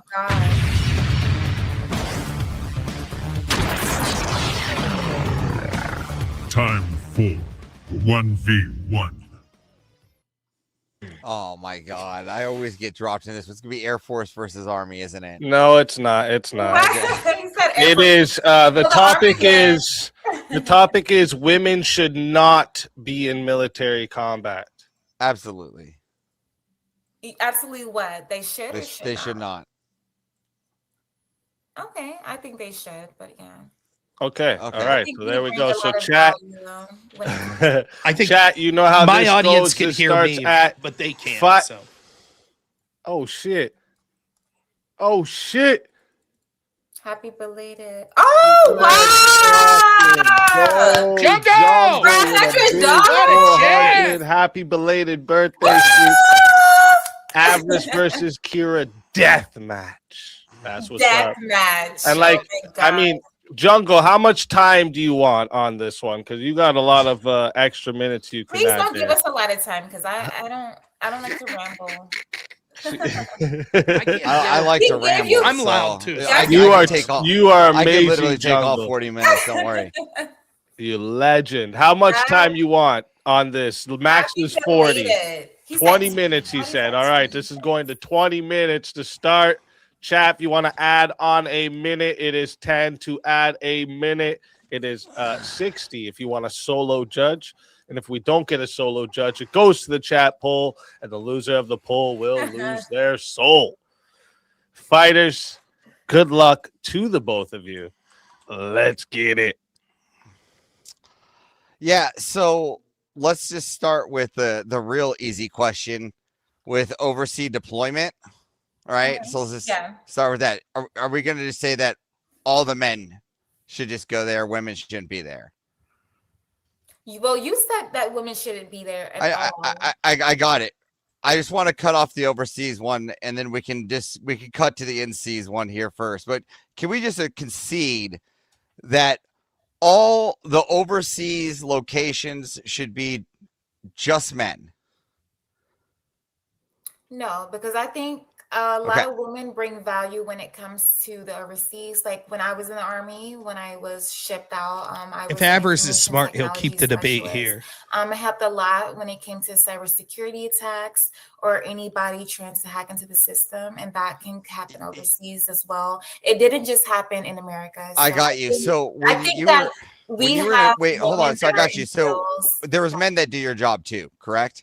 Absolutely. All right, and overseas, you have a more potential to pull out or become, like, I would say, like, have to be in a more dangerous situation or more potential for war, correct? That's the idea. Well, normally the women aren't called to the front line. But again, so, I mean, I got it. But hold on. If like, Germany attacks, it's going to hit Britain, right? That's considered an overseas deployment. Agreed? Absolutely. So there's a higher potential of being hit in Britain, like Lake and Heath Air Base, than let's just say Keesler Air Base in Mississippi. Yes. So there's a high likelihood of going to war in a more overseas than being in seas, correct? Well, it depends. Like, if we are going back to like back in the day, no, it will be highly likely for us to get attacked here at home. That's not true. Okay, so we're not going back today. We're just talking about right now. What war was that? Iran's attacking. What are they going to hit? Are they going to hit Balad Air Base, or are they going to hit Keesler Air Base? Okay, so yeah, I understand that point, but I'm saying. So let's just say if that happens. Okay, so you have your equipment. You have your A bag, B bag, and C bag. You know this, correct? Yes. And your C bag consists of all your mop gear, correct? So let's just pull out our handy dandy AFPAM 10100. Yeah, go right. ahead. And this consists of everything we need overseas, right? This consists of your TC2 canisters. Can I ask you a question really quick? Yes. If there were no women overseas in the military, correct, there would be a shortage of nurses. There would be a shortage. That's not true. It will 100% be true. That's not true. You can't prove that. 100% it will be true. No, that's not true. Well, you can't I prove can't that. speak for the Air Force, but for the Army specifically. No, again, that's not true. You can't prove that. You're making a fallacious argument based on women. Maybe nurses in the Army right now. There's more female nurses in the Army than there are male. Again, I can concede that there are more. Again, I still will concede that there are more. Again, I'm conceding that there will be more. Okay, you're not understanding, lady. I concede that there are more females right now in the Army than there are, but they are not needed there. This is the perspective. When soldiers get hurt, are they going to take care of themselves, or do people take care of them? Again, they can be flown back home, just like I had to. Just like I had to. I had to be flown to Keesler Air Base. Yes, ma'am. We need people that can take care of our soldiers. Again, they could be medevac. That's called PJs. Oh wait, is there any women PJs? Are there women PJs? So ask me, Mrs. Ma'am, Kira, are there women PJs? So are there women PJs? Are there what? Are there women PJs? What is that? Private pararescue. I don't know what that is. No, because there isn't any. There isn't women on the pararescue. So the people going to save the people overseas are actually the men. The men nurses, the men are saving the people, not the women. I'm not so talking let's about get on people top of that that. go from the Now helicopters. let's talk about. Let's talk about the next. Let's talk about the next issue. When a female gets captured overseas, what is the first thing the captures are going to do to a woman? Oh, probably rape them. Grape them, and they're going to grape them in front of the what? Oh, in front. What do you mean in front of? In front of the men, right? And if the women are being graped in front of the men are more likely to do what? This is in our doctrine. This is very like the men are more likely to give out the intelligence or the secrets. You know this because you know this is in our doctrine. That's why you're smirking right now. That's why you're grinning because they can be. Yes, that's why you're grinning. It's in our doctrine because women are most likely to be graped in front of the men, the men will most likely give out the secrets. Unlike if men were to be graped, they'd be like, "Fuck that guy. He could take it. He's a man." I'm not going to give out secrets because I'm not going to save this man for that. So. That's absolutely in our doctrine. You mean to tell me if over a male soldier, if a female soldier, if something were to happen to her, God forbid, it would be more secrets exposed. I don't believe that. Again, this is why this is true. This is why you know. So let's continue. All right. How many women do you know that are carrying big badass M249s, mass load, full ammo, and running at full speed, suppressing fire for their entire unit? A couple. I know a couple. A couple. You know a couple carrying M249s, suppressing their entire unit. Okay, can you tell me their names by any chance or what unit they're in? This is crazy because my buddy Peyton, one of the greatest M249 Marines I know would tell me that there are no females carrying an M249. They're not big ass heavy machine. Yeah, they're not carrying.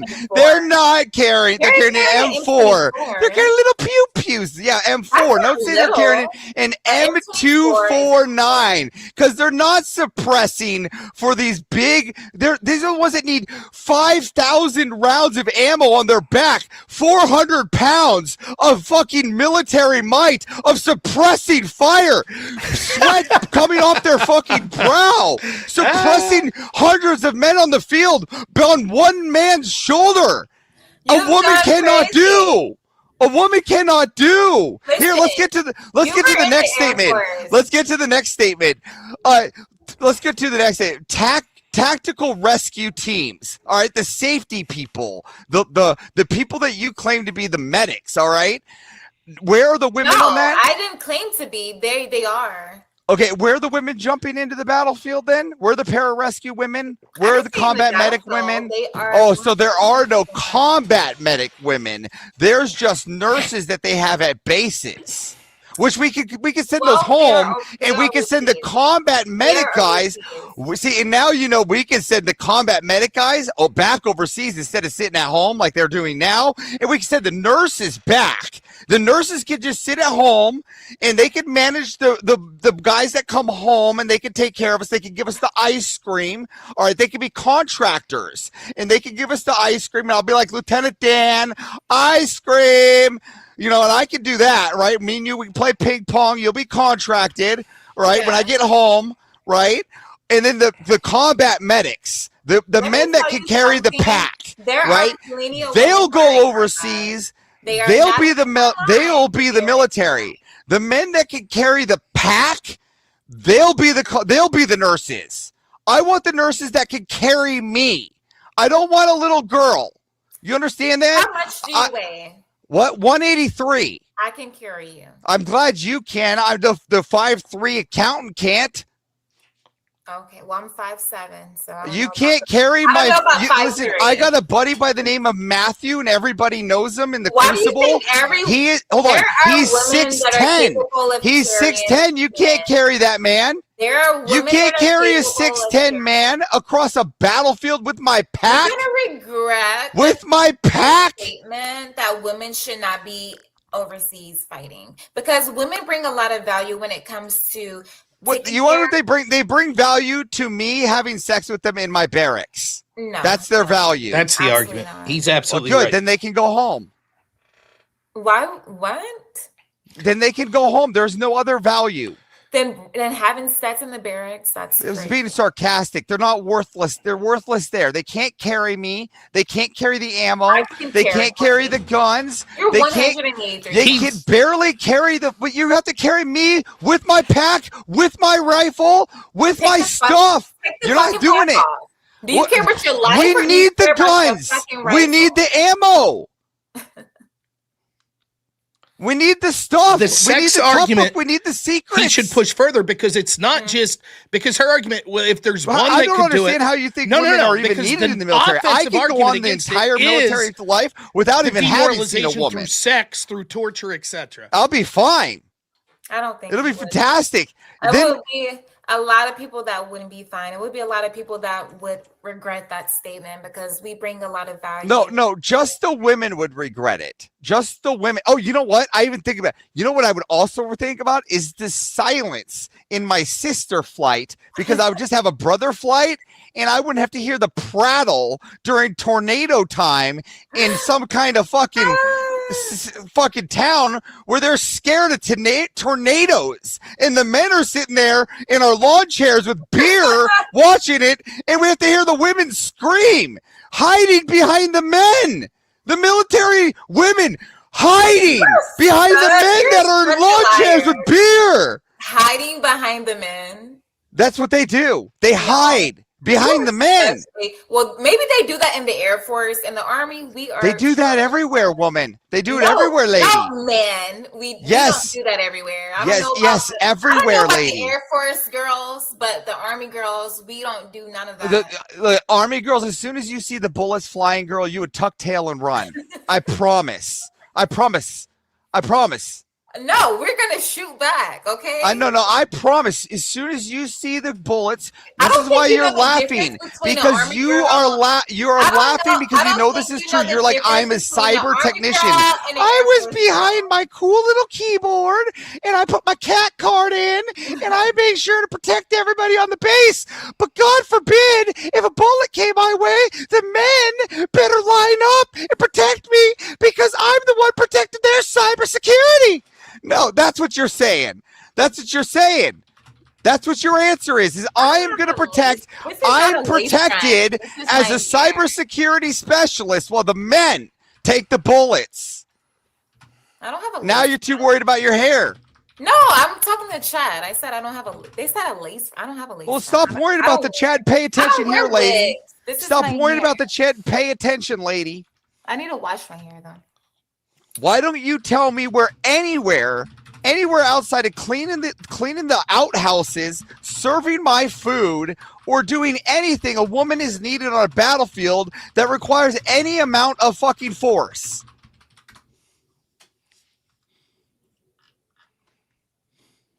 I can think of a lot of. I can't wait. We hide behind the men. Can't turn knob.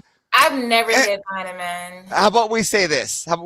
Yes, the men ought to be in the military, and I, as a woman, would not have liked to have been in the military. I would have liked to have been a military spouse with a mill-to-mill paycheck and just been a housewife. I know you would, because you're in the Air Force. How about that? How about we say that? How about you? I would have liked to have been a housewife. Let's just concede to that. Okay. Yes? You agree? I'm too lit to be debating people right now. You have me debating people. I'm fucking tipsy. Like, why? You just want to talk for the next 15 minutes? I don't know. I mean, I don't know what else you want to do here. You've already won, and it is what it is. I mean, we could still go back and forth. You still got some chances. No, you give up. I don't know. I've never been put in this situation. I've never been put in this situation. Wow, Easy. concession.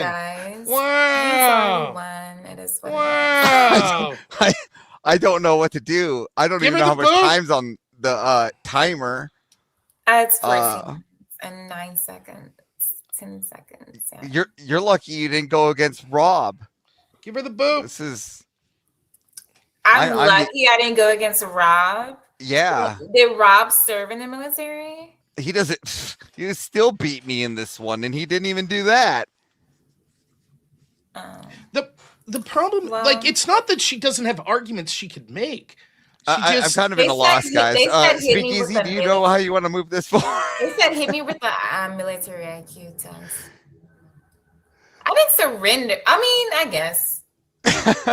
Oh, this is terrible. For another 10 minutes? I lost. My goodness. You know, you could be a crowd favorite. You could win the simp vote. No, they hate me. There's no way in hell.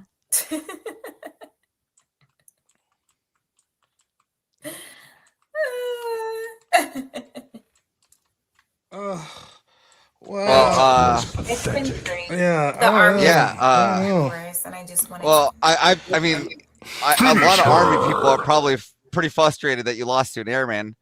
I'm tipsy. Give me a break. Well, that's no excuse. I'm super high right now, and I still. I don't smoke, but yeah. Well, I don't know what you want to do here. What do you guys think about?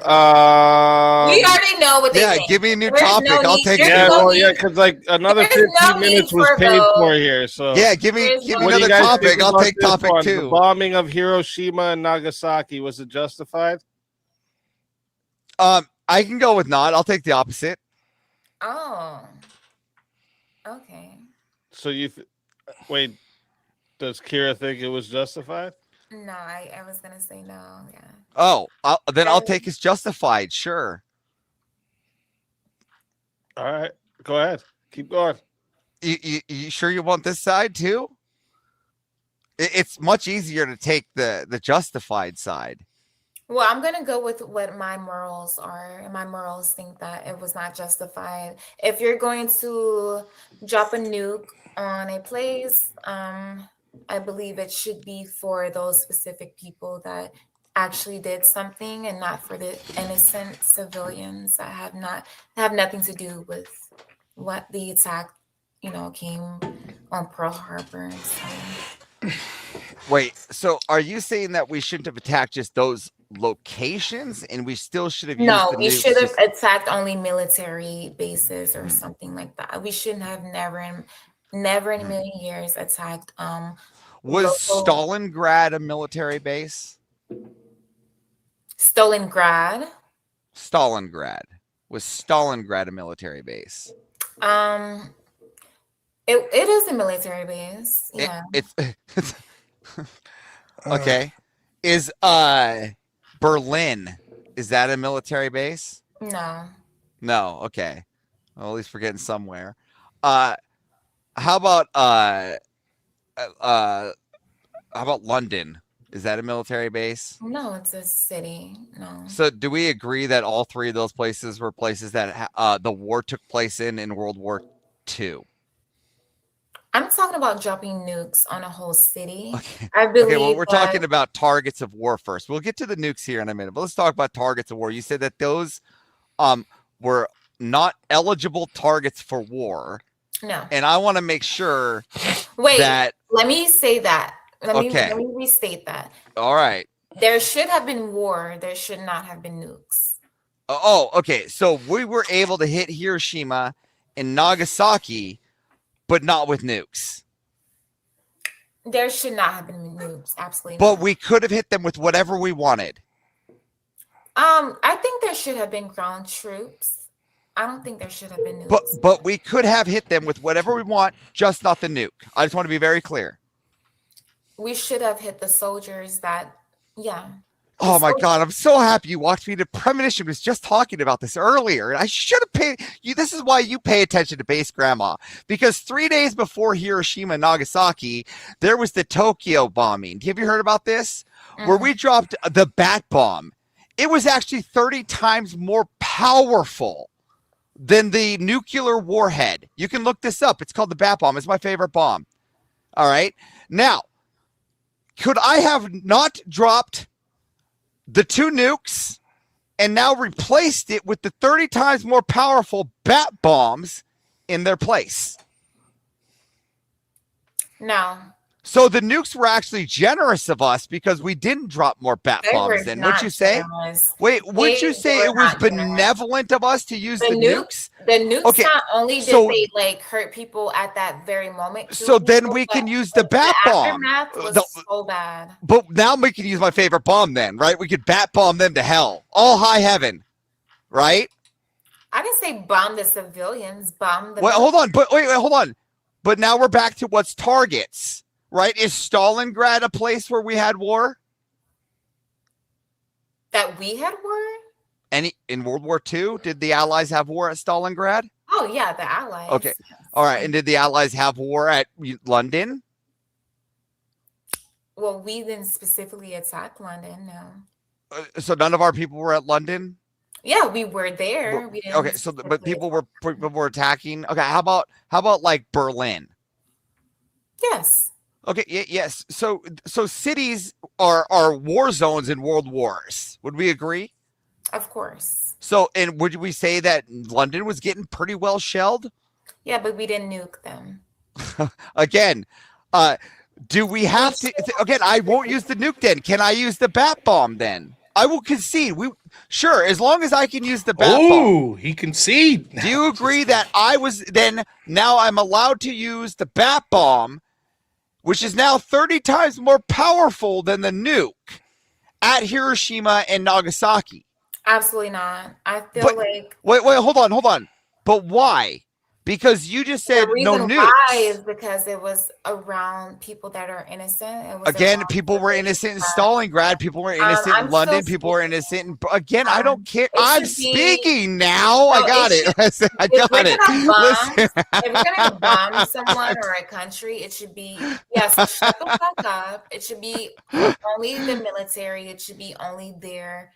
Oh, so only military. Okay, so in a world war when it's okay, so are we going to tell that? Okay, we should tell that to our enemies too. If America does something so crazy and outlandish, okay, and our enemies, we should tell that our enemies are only attacking bases too. Shut the fuck up. I'm speaking now. Okay, but our enemies are only attacking bases, right? That's a problem. So our enemies, they're only attacking bases, right? I didn't say they are. I said they should. But how do we combat the people that are in the cities, attacking people in the cities?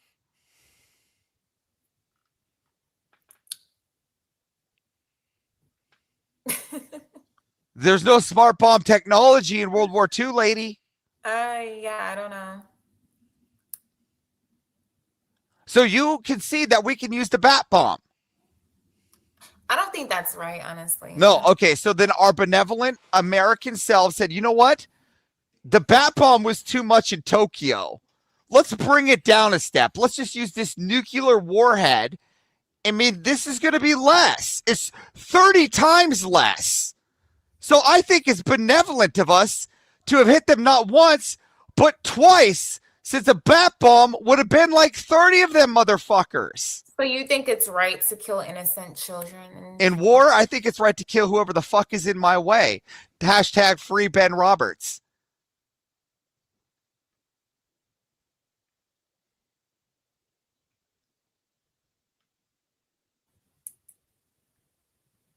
Hello? I'm here. Oh, that was weird. I don't know. It was like a blank screen. But yeah, I don't know. I just feel like when it comes to war, I think we should spare civilians as much as possible. We should only target military bases. You're right. Spare American civilians by sending nuclear warheads at our enemies. Yeah, but when it comes to that specific bomb, You knew what it was going to do? Did you know what it was going to do? Did you know what it was going to do? Or did we know it was going to be 30 times less powerful than the bat bomb? I had no clue what it would do. No. But we knew it was going to be 30 times less powerful than the bat bomb, didn't we? I don't think we did. Well, yes, there's absolutely, it was at the president's desk. It actually said that, yes, this is how I know about the bat bomb. It's a very well documented scenario about the bat bomb. The Fat Electrician does an hour-and-a-half video just on it. You can easily see that this is a fantastic bomb. And what we did was we saw, oh shit, this bomb was way too big. Yeah, let's be more benevolent and drop a nuke. Significance of that bomb. I don't think we did. I'm just showing my benevolence by just dropping a nuke instead of the bat bomb. Yeah, I don't. Yeah, honestly, you agree. You agree. It's the benevolence of America that we gave them the nukes. That was us being benevolent, because we could have just given them the bat bomb.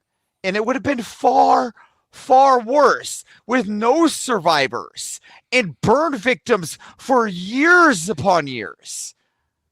Yeah. Okay. That's two concessions. I don't know what else to do here. I got 5 minutes left. This has never happened before to me on the stage, so what do you mean just give up? I've already said you won. What else do you want me to do? I've said you won already. You want to go to topic 3? I've been drinking. Like, give me a fucking break. I'm like lit. Somebody want to play a Disney Whip song? No. In the back, maybe you can cue one up. No, I think he needs to cue me down. Oh, well, I was just trying to think of way to waste the next 4 minutes. Yeah.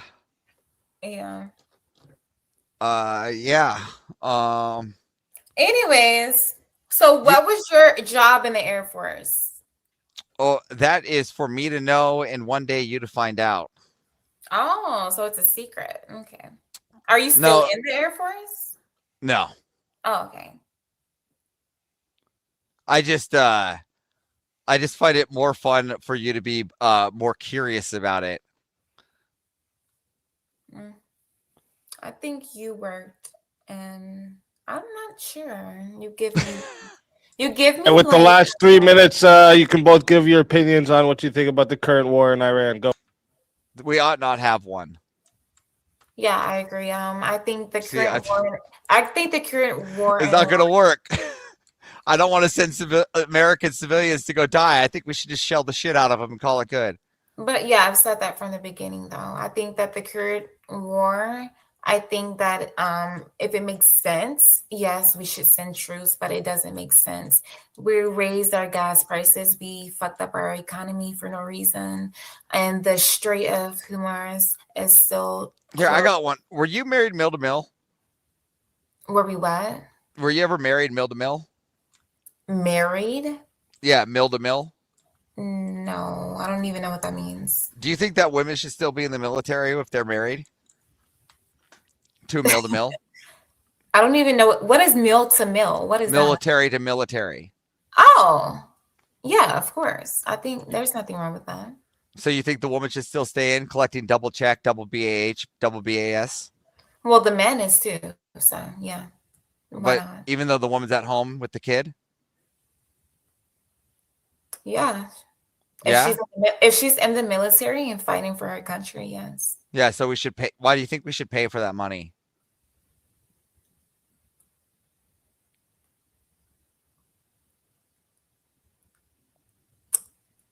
I don't know. I just think that that's her right. It's so we should be paying for our military women to have babies. That's our right. That's what we're paying for. We're paying for you to have babies. Yeah, she has a baby. Yeah. Yeah, so it's our right to pay for it as tax-paying civilians. Yes, that's your right. Why? Because she was in the military. So. Why don't we just eject her the moment she's pregnant?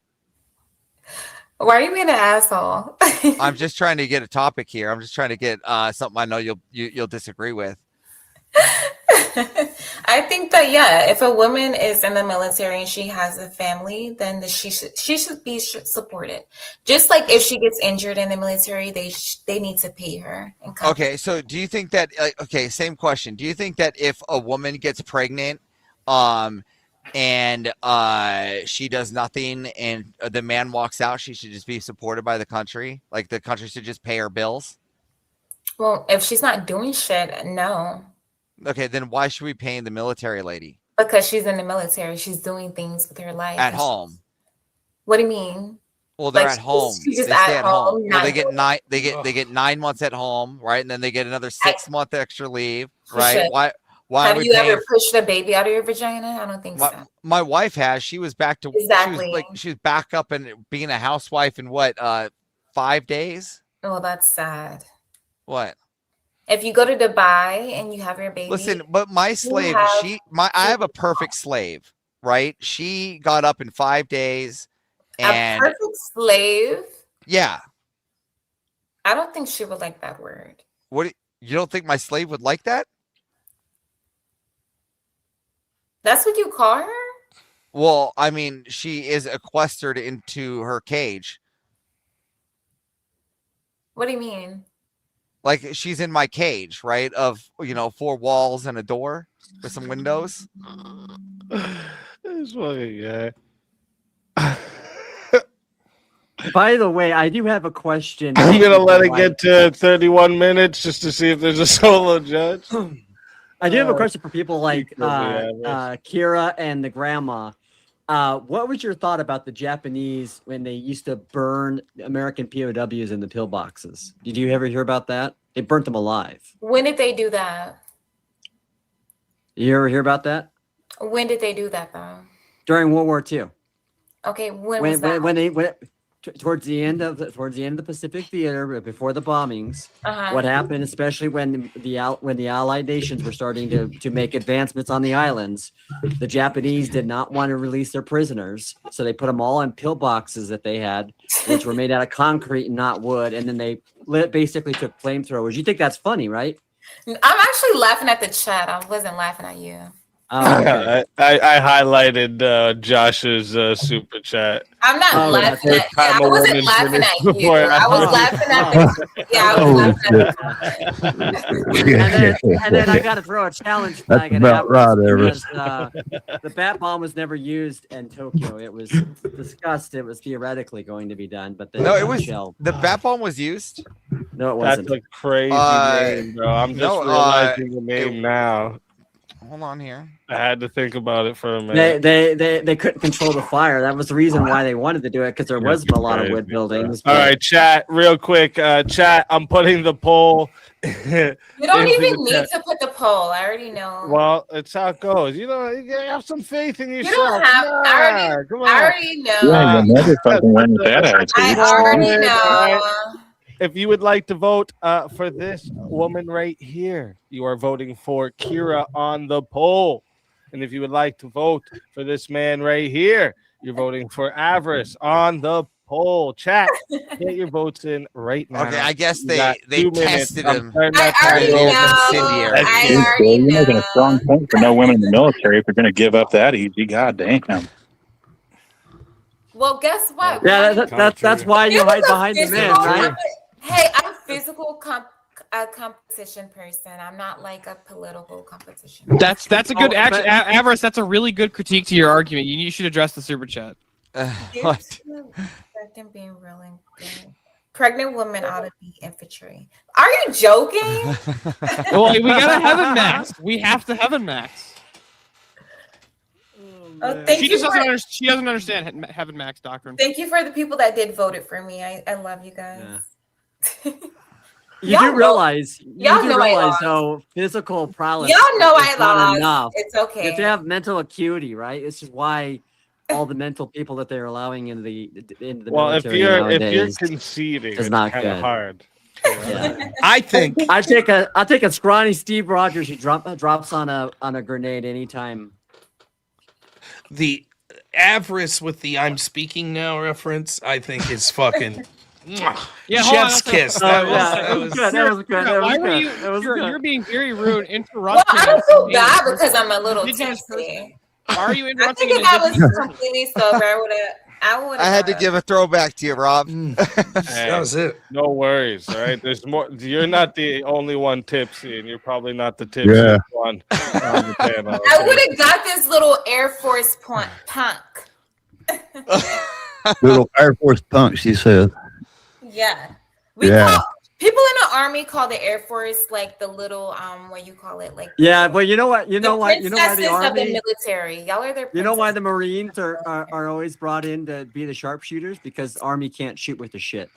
Oh, Every Marine I've ever been told has been told that. So well, I got a 24 out of 24 in my shot. So yeah, there you go. With the gas mask on and everything.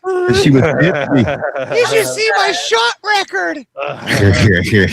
All right, we got 107 votes. Shout out to everyone who voted. Okay. all right, bye guys. And average. It's been nice knowing you. It's 80%. Hey, listen, you got 20% votes. Okay, so you got some votes, but unfortunately, I gave you a sympathy vote. Avarice won. So Give me tell a- everybody in the chat where they can find you and why they should give you another chance to bring you back for another shot at that $600 Give me another shot pound. because when I'm sober, I'm gonna demolish that little Air Force punk. The Army rules, and we are the best when it comes to the military force. And I love you guys. Bye. Well, thank you for coming. It's always a pleasure having you. And until next time, my friend. Finish her.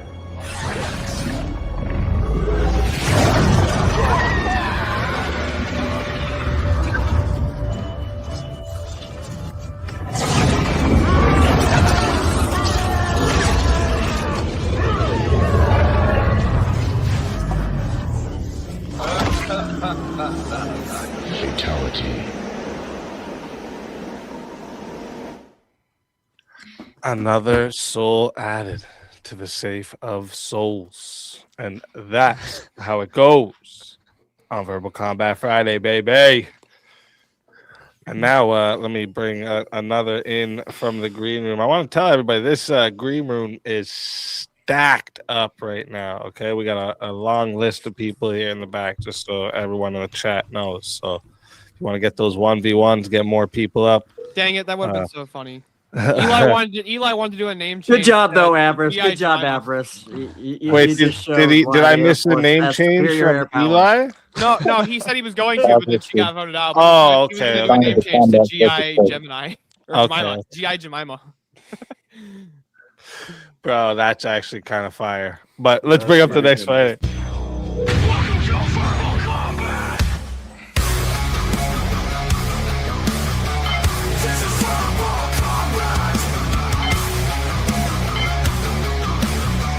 This is verbal combat. Brutality. Get over here. You will never win. This is verbal combat.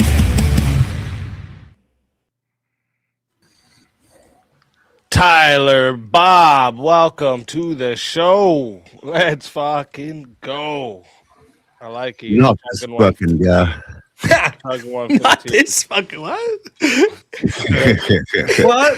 What? Is this the Canadian robnoerr going on here? Wait, hold on a second. You guys, for whatever reason, are coming through my computer. Who? No shit. Rob, can you help me fix my audio issues here? Yeah. Blah blah blah blah blah blah. Check. We're good. Now's a good time for an FBI knock, right? Hey, guys, I'm totally like, if I wasn't tipsy, I would like fuck you up. I would totally fuck you up. I want to see her and Mango's debate. He looked like he had a couple too. You know?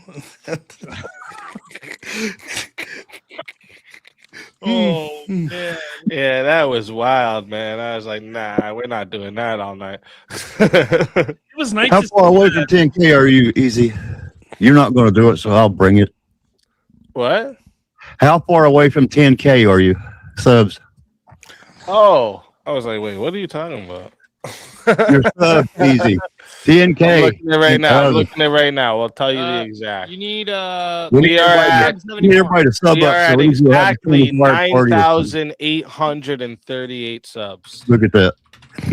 We're Wait. close. We're close to 10K. We're getting close. I don't know how I'm gonna beat my last marathon record, but whew, A 48-hour stream, something like that. 72 hours. 50 hours straight. Yeah, I was there, but no, yeah. I don't know if I could beat that. You might start seeing things by then. You stay out tomorrow. But okay, let me see. Let's bring up that. Did anyone have any more they wanted to speak on with this topic before another one? What should not be in the military? Yep. Well, yeah, that's a separate question. The idea of conscription in the first place, I think one thing that people didn't touch on is this military, the woke assholes that are running shit in some of the Western world. Do we really want another avenue to indoctrinate young people? So do we want that dude in the fucking dog mask that's into furry play? Remember under the Biden administration, one of the things they started doing was any white person that entered, they were checking their social media for radical messages that were pro-white supremacy.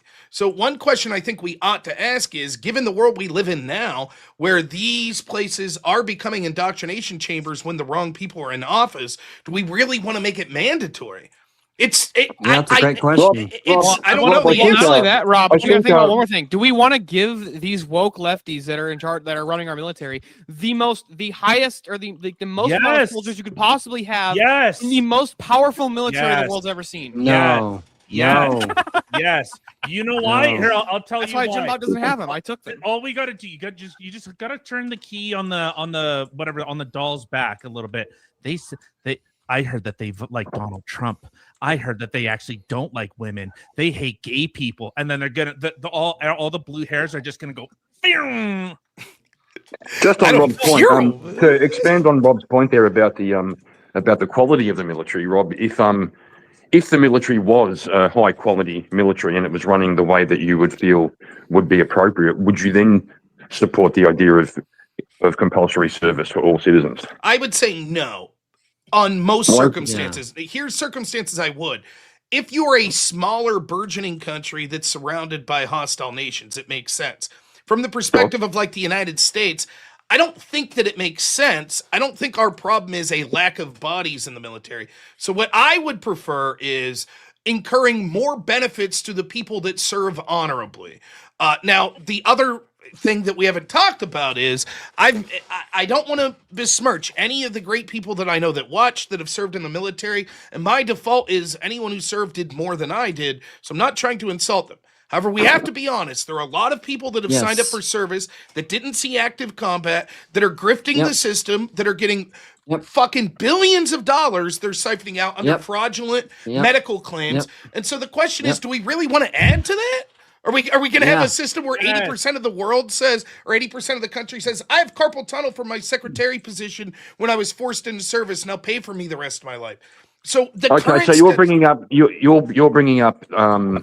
specific instances. I'm sort of talking about like you're bringing up this problem, that problem, but now hypothetically, you're in good terms with of removing the check but keeping the all right, right? we got a 1v1 request. By the way, Easy's in. Bob versus the boss. Oh, shit, damn. Well, let's get it.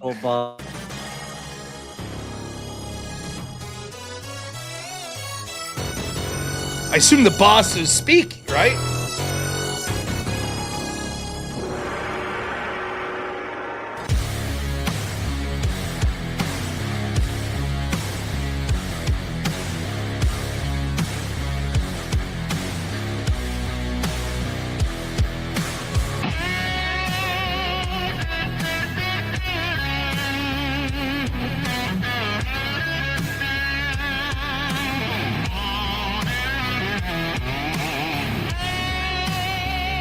die without dignity.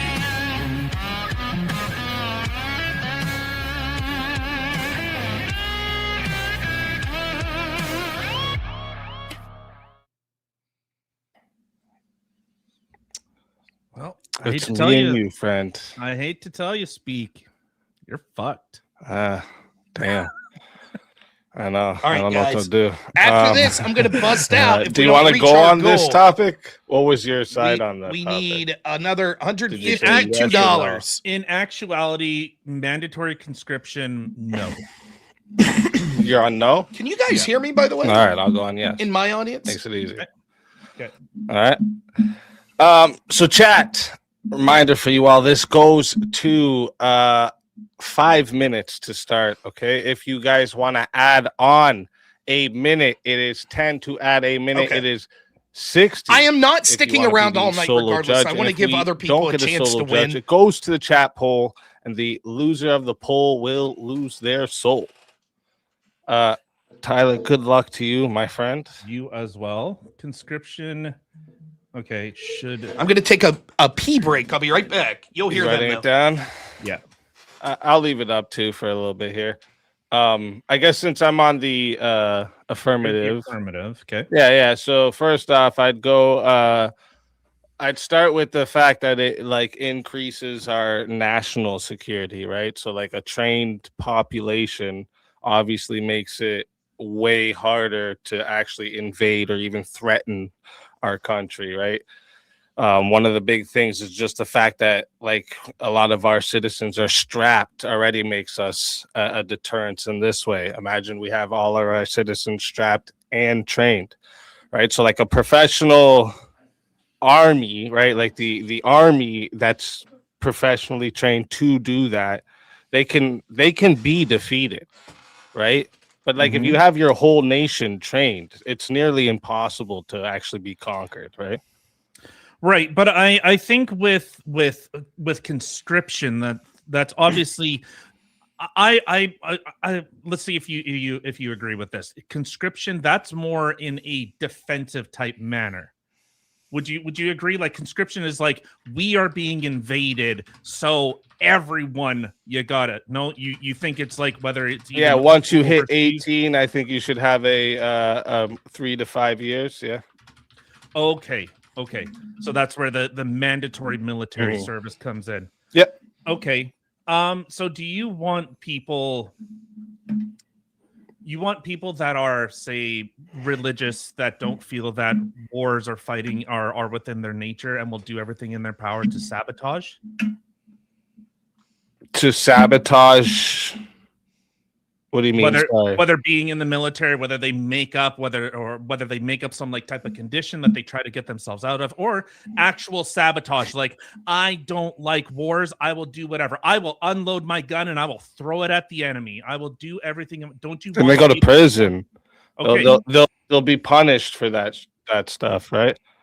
Agreed. Listen, the nation that they chose to live in provides them infrastructure, security, all these different freedoms that we call rights, right? It should come with some type of duties here, right? The citizens should be contributing to this. Okay, I agree with that in theory, but I'm trying to look at in a practical application. So if I am anti-war, okay, here's a hypothetical situation. You know, the whole talk of like, Canada becoming the 51st state.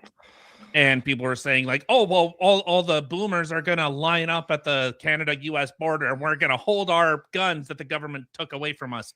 And we're going to fight off the Americans. I held the position of, nah, in fact, I'm going to put brats and beer on. Americans, come on in. Because I'm not dying for a country or to a country that I know is going to kick the shit out of me. So I would do almost anything in my power to like, you know what? This juice ain't worth the squeeze. Throw me in a concentration camp. Go throw me in prison. By all means, This is a fight I am not going to partake in. So okay, so maybe they don't want to be like maybe they don't want to be in a combat role. So then you just put them in like a medical support, some type of cyber defense, engineering, some type of logistics role. Like they don't have to go fucking be in combat. But I don't want the war. I don't like it. I don't. In fact, cool. That's like, and what? I don't. You want those people? You want the people that actively do not want to be there, do not want to. It's like me saying, what about people who don't like jails? Should we get rid of jails because there's people that are anti-jail? I don't give a fuck about those people. But those are the people that you are expecting now to be a part of defending. Not expecting, it'd be a demand. They would have to do it. It'd be law. Okay. And if they say no, I don't want to, then they go to prison. Okay, so and I would do it in a way that they would just take the prison time for the time they would have been in the military. So you would be look at like I'd say you can reject the military conscription, but you're going to be in prison, and then you're going to be fucking deported. Okay, so I guess kind of looking a little more, expanding this a little bit more. Do you full-heartedly believe in your country? Wait, what? Do you full-heartedly believe in your country? Do you support everything that your country does? Do I support everything my country does? Sorry, we just got some time added, so I just. Do I support everything my country does? Fuck no, dude. No. What are you, crazy?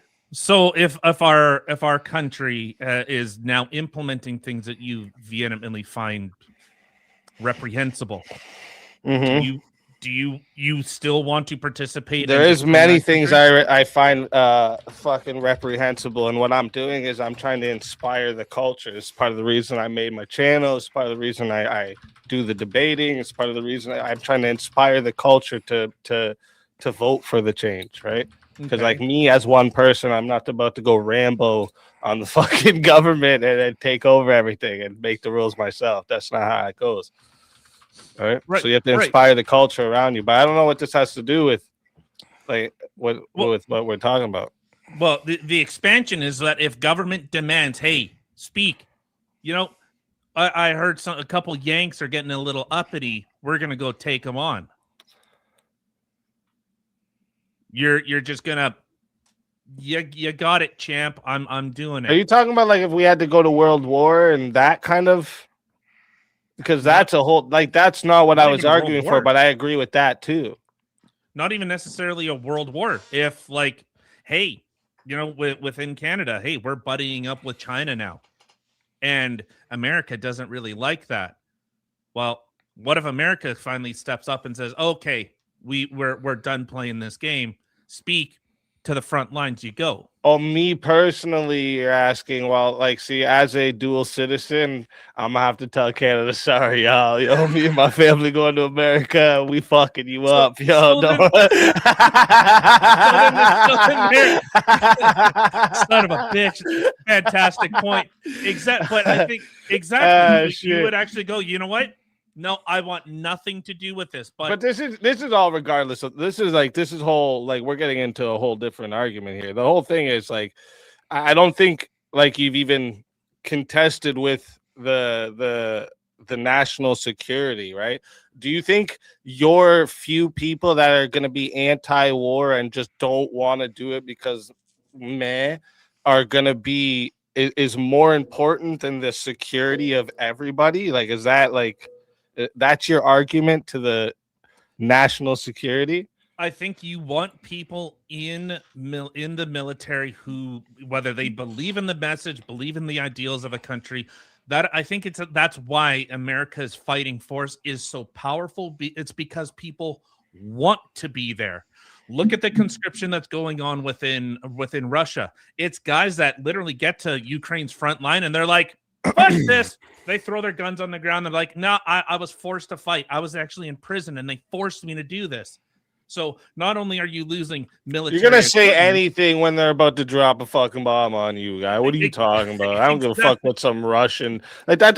This isn't an argument, bro. These Russian soldiers that are getting caught and becoming prisoners of war are saying I was forced to do. Of course, they're going to say they were forced to do it. Who wouldn't say that? You'd be dumb not to use that as your argument. I'd say that. But they're still doing it. Russia is still conscripting. They're forcing people to go into the military, but they're not an effective fighting force. Yeah, and how easy do you think it would be if how easy do you think it would be to just move on its citizens and just conquer Russia? I think it'd be an easy task. What? Hold on. Sorry, say that again. I want to make sure. How easy of a task do you think that would be to conquer Russia? How easy? It'd probably be quite difficult, actually, because Russia is kind of known for being a kind of a not warring nation, but they're kind of a hardy, different kind of people. But I think with what we are seeing in real world, when people are being conscripted into war, they are not an effective fighting force. They don't want to be a part of it. Whether they are using the excuse. So who do you think was the power force in the 2 world wars? Who was it was Germany mostly. What? You think they were the ultimate power force of everybody? They were the guys? What? Well, hold on. Do you just how'd they lose then, motherfucker? What are you talking about? Because Hitler was really dumb. America provided everybody with everything, and they went and fucking stopped that shit when they fucking came to American soil. What are you talking about? You attack Americans, you get fucked up. What do you mean? Yeah, because so they who was the power force in those wars? People who fucking made people go to war? It was right. Germany was actually very, very effective until Hitler's they weren't very effective. They just didn't have very effective people to fight. They were fighting a bunch of bitches. All right. Then real men came and stepped in and took that shit out. All right. How did France turn out with their whole conscription of being invaded? How did that go? Didn't they lose within 3 days? France? Yeah. Oh, please, bro. Well. But this is the idea of you want people in a military that are willing to actually fight. I will use the example of Russia. Again, you keep going to that. I told you already. Why does it have to all be combat roles? Russia. Why does it have to all be combat roles? Well, I have a question for Bob Noerr. Bob, do you think a government would be justified in a mandatory conscription if that current country is engaged in a civil war? Mandatory conscription if that country is engaged. I can't believe you said Germany was the power force. To quell a rebellion. Let's say during the Civil War in the United States, they were pretty good until they went against Russia and fought through France. Exactly. You get what I'm saying? Right. Okay. So it would have They did atrocious shit. That don't mean they were good, bro. They weren't good. They were garbage. Yeah, but them going and invading Leningrad was not a smart idea of them. Okay, so I want to make sure. Okay, so if let's say there's a civil war happening in the United States, I assume mostly everyone's from the United States, and the government said, Americans, the good Americans, not you dirty bad Americans, we need you to come and save the Republic.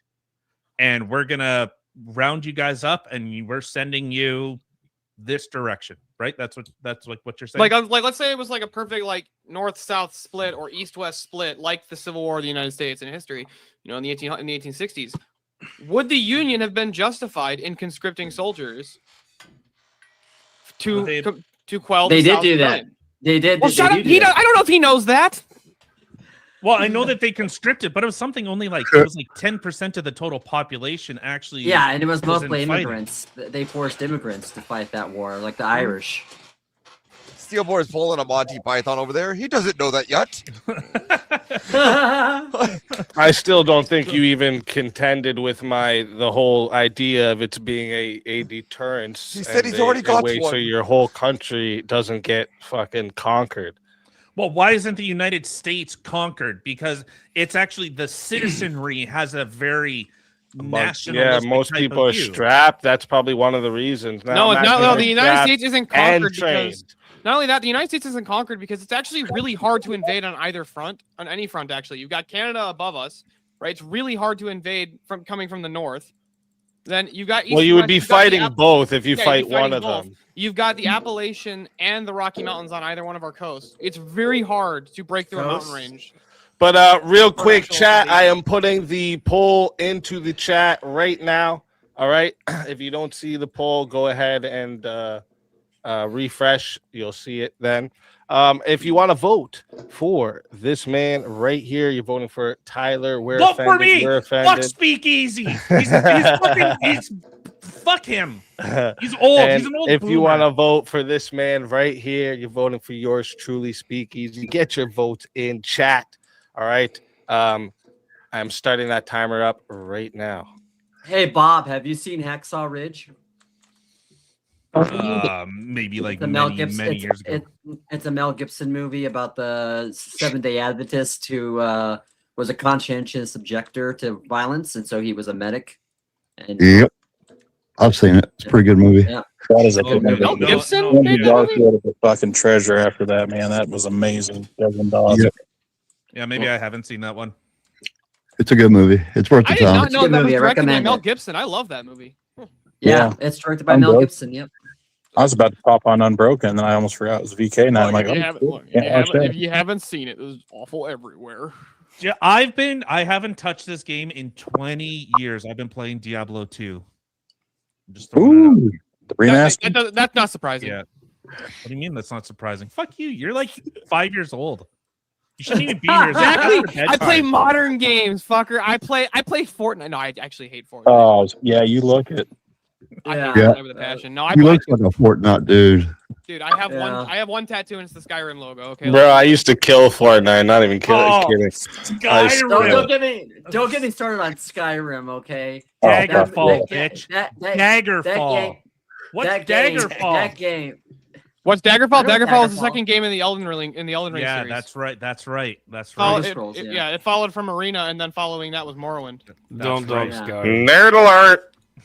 But let's not start on Skyrim because Skyrim screwed up the RPG. Bethesda screwed up the RPG game system with that. No. No. Yes, they did. Look, Yes, they did. Skyrim is for the Nords, okay? This was all a ruse. Get these nerds out of here. It was all a ruse.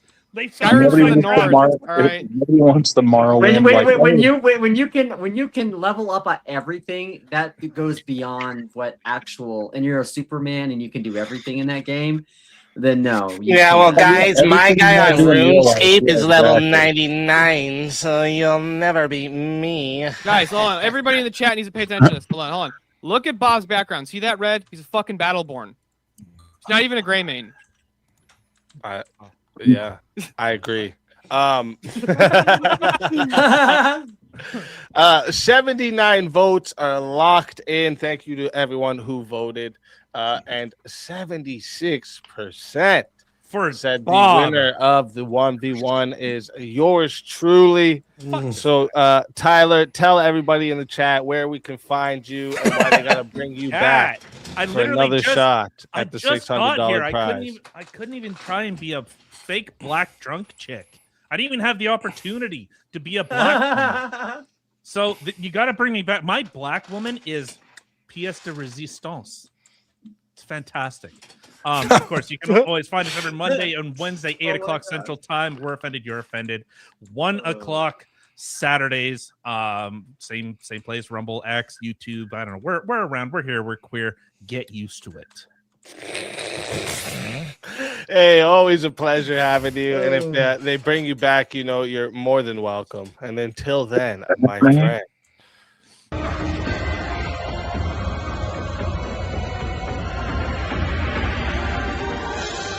You are so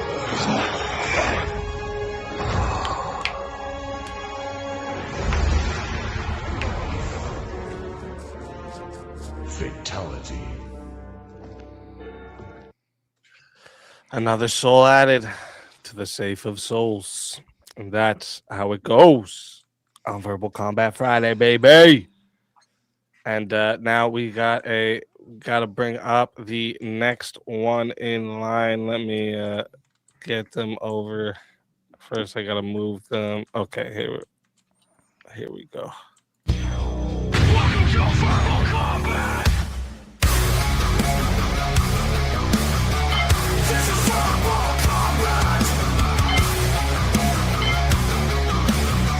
This is verbal combat. Brutality. Get over here! You will never win. This is verbal combat. Kim, welcome to the show. Hi. welcome. You gotta talk with your husband. He said he was gay. So you should. I did say he was queer. That is. Yeah. Not you should go over get him surprised. checked. They said, we're here, we're queer, get used to it. Live with it. Oh, shit. Facts. We are so queer. Okay, well now we're going in the Who wrong said I'm a direction. real lady? I'm just kidding. All right, so let's talk about another topic here. Let's get another fresh one up here before a 1v1 comes through. War crimes are inevitable in total war and should be judged differently. Yes. No. Yes. Yep. Absolutely. Accidents happen. Absolutely. Hashtag free Ben Roberts. That's him. Well, I mean, differently than what? Like, It just means in a different manner, probably. well, yeah. I mean, if I think I he's go saying that out, they should be judged differently than the current standard. I mean, yeah, I think it's basically like when I saw this, I actually saw two people fighting about this prompt, so I jacked it from that. But what they're talking about is like, because like someone brought up like, what if it was on X? Someone was like, if I went and blew up a girls' school, and then I said it was because I was targeting something that was in defense of the nation, would I get the same treatment as we're treating about the school that got hit in Iran? If the school was Right? an Like actual that's where target. in my opinion, I say yeah. Of course, these two things should be judged differently. If they're hiding missiles at the school, too bad. Should have hid missiles at the school. So there's different. If they were, they knew what was going to happen. They were using the school as a, I don't know. well, there's different levels to this, right? Like, if me as an individual, if I have beef with Avarice and I decide to pick up my weapon and take him out, that's different than if we are two soldiers opposite each other, right? Obviously, we don't judge me as a murderer in that situation, so it's judged different in that way. But even in this context, yeah, I mean, and eventually, especially if you use the concept of total war, the idea of war crimes is sort of a joke. If you really think a war crime is just the losing or the side that loses getting blamed for the shit they did. We would have had Nuremberg trials for the fucking Allies if the Axis won, right? We would have pointed out all the shit they did, but they won. And so we're like, oh, they were the good guys. Everything we did was justified. Well, that, but like, so like the people in like the concept of war crimes treats war like the game of chess, as in like there's specific rules that you have to abide by. But chess does not operate like war. War, the goal is to fucking win. But you can war crimes can also be a matter of holding your own military to certain standards. So, say for example, you can be at war. You're going to do horrible things. Are you on the team arrest Ben down there? No, we spoke about this. I think last night. Well, then you see, you're good. You have no room to speak. Okay. You're good. Okay, Ben, let him get an argument out, man. Let me finish what I'm saying, if I could, sir. Okay, so it doesn't matter what you know. You can handle the truth. No, so you can use the concept of war crimes to hold your own military accountable and to a certain standard. So, for example, you could say, yes, we're going to blow up a town, we're going to destroy a city, we're going to do all that. But on the way out, when we're leaving, we aren't going to go to that village over there and abuse all the women. Right? That's the kind of thing where you could say, yes, war is hell, but there's also a certain standard you're going to apply to your own military. And I think that's where the concept of the war crimes comes in. Of course, but the problem is all of those will be applied subjectively as well. For example, there are certain things that we could all say that we would all want to not occur during war, such as shooting someone that's unarmed then surrendering. I think we could all agree that's something we would like to see not occur, right? But are you going to... Are you going to judge it? Just real quick, are you going to judge that as harshly as a situation that would occur outside of war? Probably not. Like, for example, if I was just tortured by the Vietnamese in the Vietnam War and I break out and they have their hands up and they're surrendering and I shoot that guy, is that a bad thing? Yeah. But do you understand it and judge it less harshly than if that situation I'd never been tortured? I love how you're using the actual things that happen in conventional war and can be right when you're not even going with the thing that I think is one of the biggest issues that you have seen throughout the history of war with war crimes, which is the rape of women in where an invading army comes in. What about it? Something that that would depend upon. And then you have to justify. If you have to justify and say, well, basically now what we're doing is we're gonna breed them out or something as part of our war strategy, then I would ask what kind of morality should you have towards any kind of war? Yeah, I think it falls in line. There are certain things that almost any moral people would say is beyond the pale, even in the concept of war. But war crimes encapsulate more than just that. And obviously, we judge things differently when it comes to the content. For example, going back to the Nagasaki example, right? If I said, hey, would it be moral for me to kill 150,000 civilians? You'd be like, fuck no, of course not. In the context of a war, something that formerly we would have judged as a war crime, we view differently. It's a shitty answer, but it's subjective. Like, let's take something very simple. Did Israel commit genocide in Palestine? Did they go too far? Many people say yes. But if it was my family that was killed on October 7th, and it was my daughter that was captured, then no, we did not go far enough. It's judged differently based on sort of a subjective morality, and then you factor in who has the force, who won. But yeah, I agree with you. I think that most of us would say... Well, hold on. You guys are both actually kind of talking past the idea. The concept of a war crime, that's actually an international concept, right? Like, okay, if an American soldier commits a war crime, it's not yes, probably the U.S. government's gonna be the one who ultimately holds him responsible, but it's not this. It's not even the same concept. Like, torture is a war crime according to the Geneva Convention. Yeah, but we can all probably think of a justification where torture would make perfect sense. It wouldn't be immoral. It would be, and it could be like international law of war is a joke. No. It's just an excuse for the winners. It only works if surrounding countries agree. Even then, the fuck do they think? Even the way the ICC plays out is quite literally just an excuse for the world's top countries to judge people for actions they themselves do. Almost everything the United States has accused other countries of war crimes we've done. Well, now, we do it. You know that Germany in World War II actually they tried to file a motion. More general. Germany in World War II tried to file a motion. They were trying to appeal to the Hague Convention or the Hague. I can't remember how to pronounce it. The Hague Conventions, saying that shotguns were unnecessary and they were unnecessarily brutal. And then everybody looked at me like, aren't you the motherfuckers dropping mustard gas on people? Yeah, like, it's like, for example, like, this isn't a war crime per se, but you could get the idea. Most people would say violating a country's sovereignty is a very big deal, right? Russia violated Ukraine's sovereignty. They invaded. That's bad. The whole world says don't do that. Now, the United States invaded Syria's sovereignty, but we were like, well, that's different. We had a reason to do that.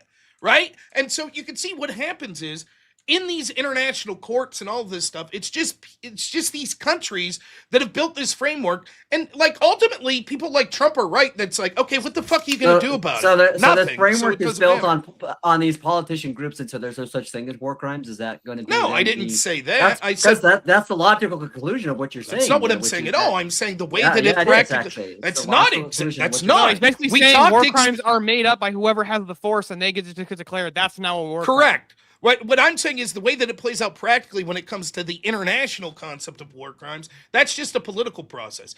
If we as individuals say, well, what would we all come to the conclusion would be a war crime? We think that the sexual assault of women would be something that constitutes a war crime.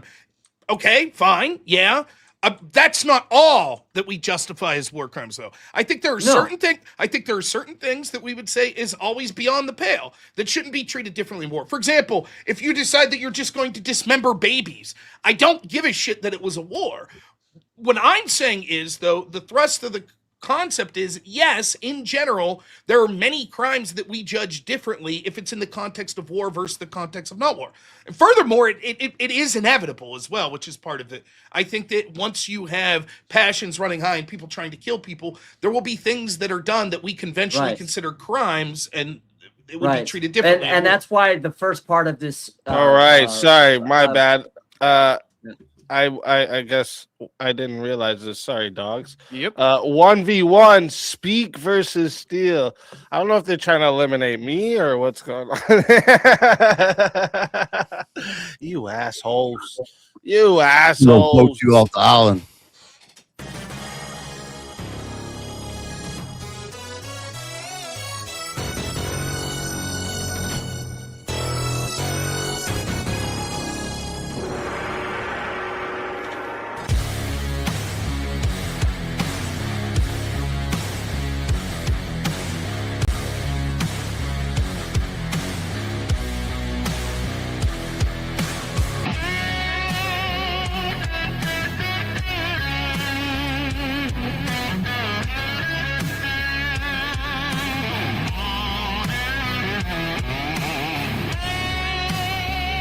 Die without dignity.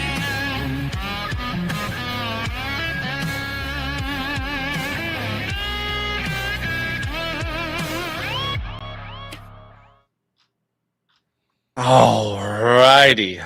So, all right, we gotta find a topic for us here. Let me see what topics we got here for tonight. Damn, the back is stacked up tonight too. Shit. Let me see some of the other topics that haven't been brought up yet.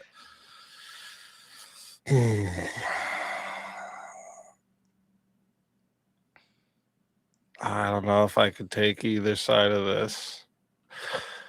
All right, hold it. Fuck it. Is it better to win a war unjustly than lose it? Or it is better, sorry, to win a war unjustly than lose it honorably?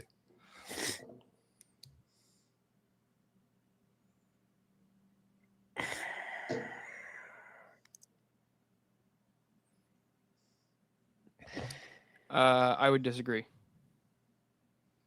You'll disagree with this? Mm-hmm. Fucking asshole. Yeah, this is going to be hard. I can do it, though. Chat! Ready? All right, so this is how it goes. You know how it goes. 5 minutes to start. If you guys want to add on a minute, it is 10 to add a minute. It is 60 if you want to be the solo judge. And if we don't get a solo judge, it goes to the chat poll, and the loser of the poll will. This is an interesting one. I could argue either side. All right. Steelborn, good luck to you, my friend. Oh, wait. I'll keep that up there. Wait. Where is it? Oh, I just switched screen. Sorry, I'll keep that up there at first, just in case, so you don't forget. I do have a tendency to do that. No, we all do it. We'll all fucking do that. That's why it's way better to do it this way. All right. I'm taking the affirmative. I guess I'll go first here. It is better. All right. It is better to win a war unjustly than to lose it honorably, because losing the war means your survival of your nation may cease to exist. Right? So how can a dead nation practice any virtues? I would say a dead nation can't practice any virtues, but How do you hold on? But how do you practice the virtues if your method of winning the war? You already won. You just conceded. No, I didn't concede. Yeah, dead nation can't practice any virtues. So a dead person can't practice virtues. Does that mean that they should have been killed? No, that's not the. Does that mean hold on, wait. So let me ask you. Because okay, if a country is conquered, the people there may cease to exist. But that's still potentially true. Even So if the country isn't conquered. they can't practice these virtues. By that standard, then that would apply. How are they going to be honorable when they're not alive? How can you have martyrs if everybody's unjust? What? How can you have martyrs if everybody is unjust? If the goal is solely just to win by any means necessary. Hold on, real quick. So let me ask you, easy. Is it better to win a war by raping all of the women and children in order to win the war? Did I say that? Well, that's unjust. So what do we mean by unjust and better here? These are terms that need to be defined in order for this proposition to work. Yeah, because okay, so what that do you would want be unjust, wouldn't you agree? It would be unjust, yeah. And if they won the war by that method, is that still better than to lose the war honorably by not doing that? If that was the only so you're saying that's the dichotomy. Yeah, sure, bro. If that is the dichotomy. I mean, I don't know how that would win the war, but in this crazy hypothetical that somehow raping women and children it demoralized the other army of the war. Yeah, whatever you say, bro. Whatever you say. If somehow this hypothetical, I'd have no problem biting this bullet, right? Because that means your nation gets to survive. And why should the nation survive if it's doing a bunch of immoral stuff? Well, that's your nation. So your nation that you just posed in this hypothetical is doing the immoral stuff. No, this is your standard. I rejected this standard. I already said that. No, but it's the example here. Wait. The example here is it better for your nation to win the war than to lose it unjustly than to lose it honorably? Yeah, but you haven't demonstrated that. You just said, well, because therefore my country gets to live a little longer, right? That was the only. I say you survive. Okay. I said that if you don't have a nation, they cease to exist. It means they can't practice virtues, right? Yes, that's true. If a nation dies, they can no longer practice virtue because it doesn't exist. How can something that doesn't exist practice virtue? That's just trivially the point. That's my point. Hold on, so it's better. And matter of fact, actually, let me address what your thing you just said. If they didn't win the war by raping and all the women and children, right? If they chose to just cease to exist instead, they couldn't later correct those moral failures within that society. When they survive, they can later correct those moral failures. Well, let me ask. So just because it's the potential that a country will cease to exist, by the way, most countries that are conquered don't cease to exist. It's more than likely, actually, that they'll cease to exist, right? When most places conquer other places, those places lose their current rights and freedoms and whatever they have under their structure. Yeah, it's usually how it goes. Okay, so I want to make sure. So it's better for the Cum Warriors. In order to win against another tribe, it's better for them. For them, yeah. Well, who's defining? Well, how are we defining better here? Better just means live longer? Oh, well, now you want to get into that. We can get into that. Who's defining better? Is it better to exist than not exist? I don't know. I've never not existed. Under your standard of better. I don't care, whatever it is. It would be dependent on other aspects. It would be dependent on other things? Yes, like if the option were, if the question's like, wow. is it better Why? to live? Because I'll give you an example. Is it better to live as a PDF or to die as not that? To die as I didn't ask that. Wait, why are you asking me a question instead of answering the question? I'm giving an example where context would be very, very important here. You're assuming that better just means I get to live longer, right? Well, I'm talking in the sense of existence or non-existence. Which one is better? I'm asking you.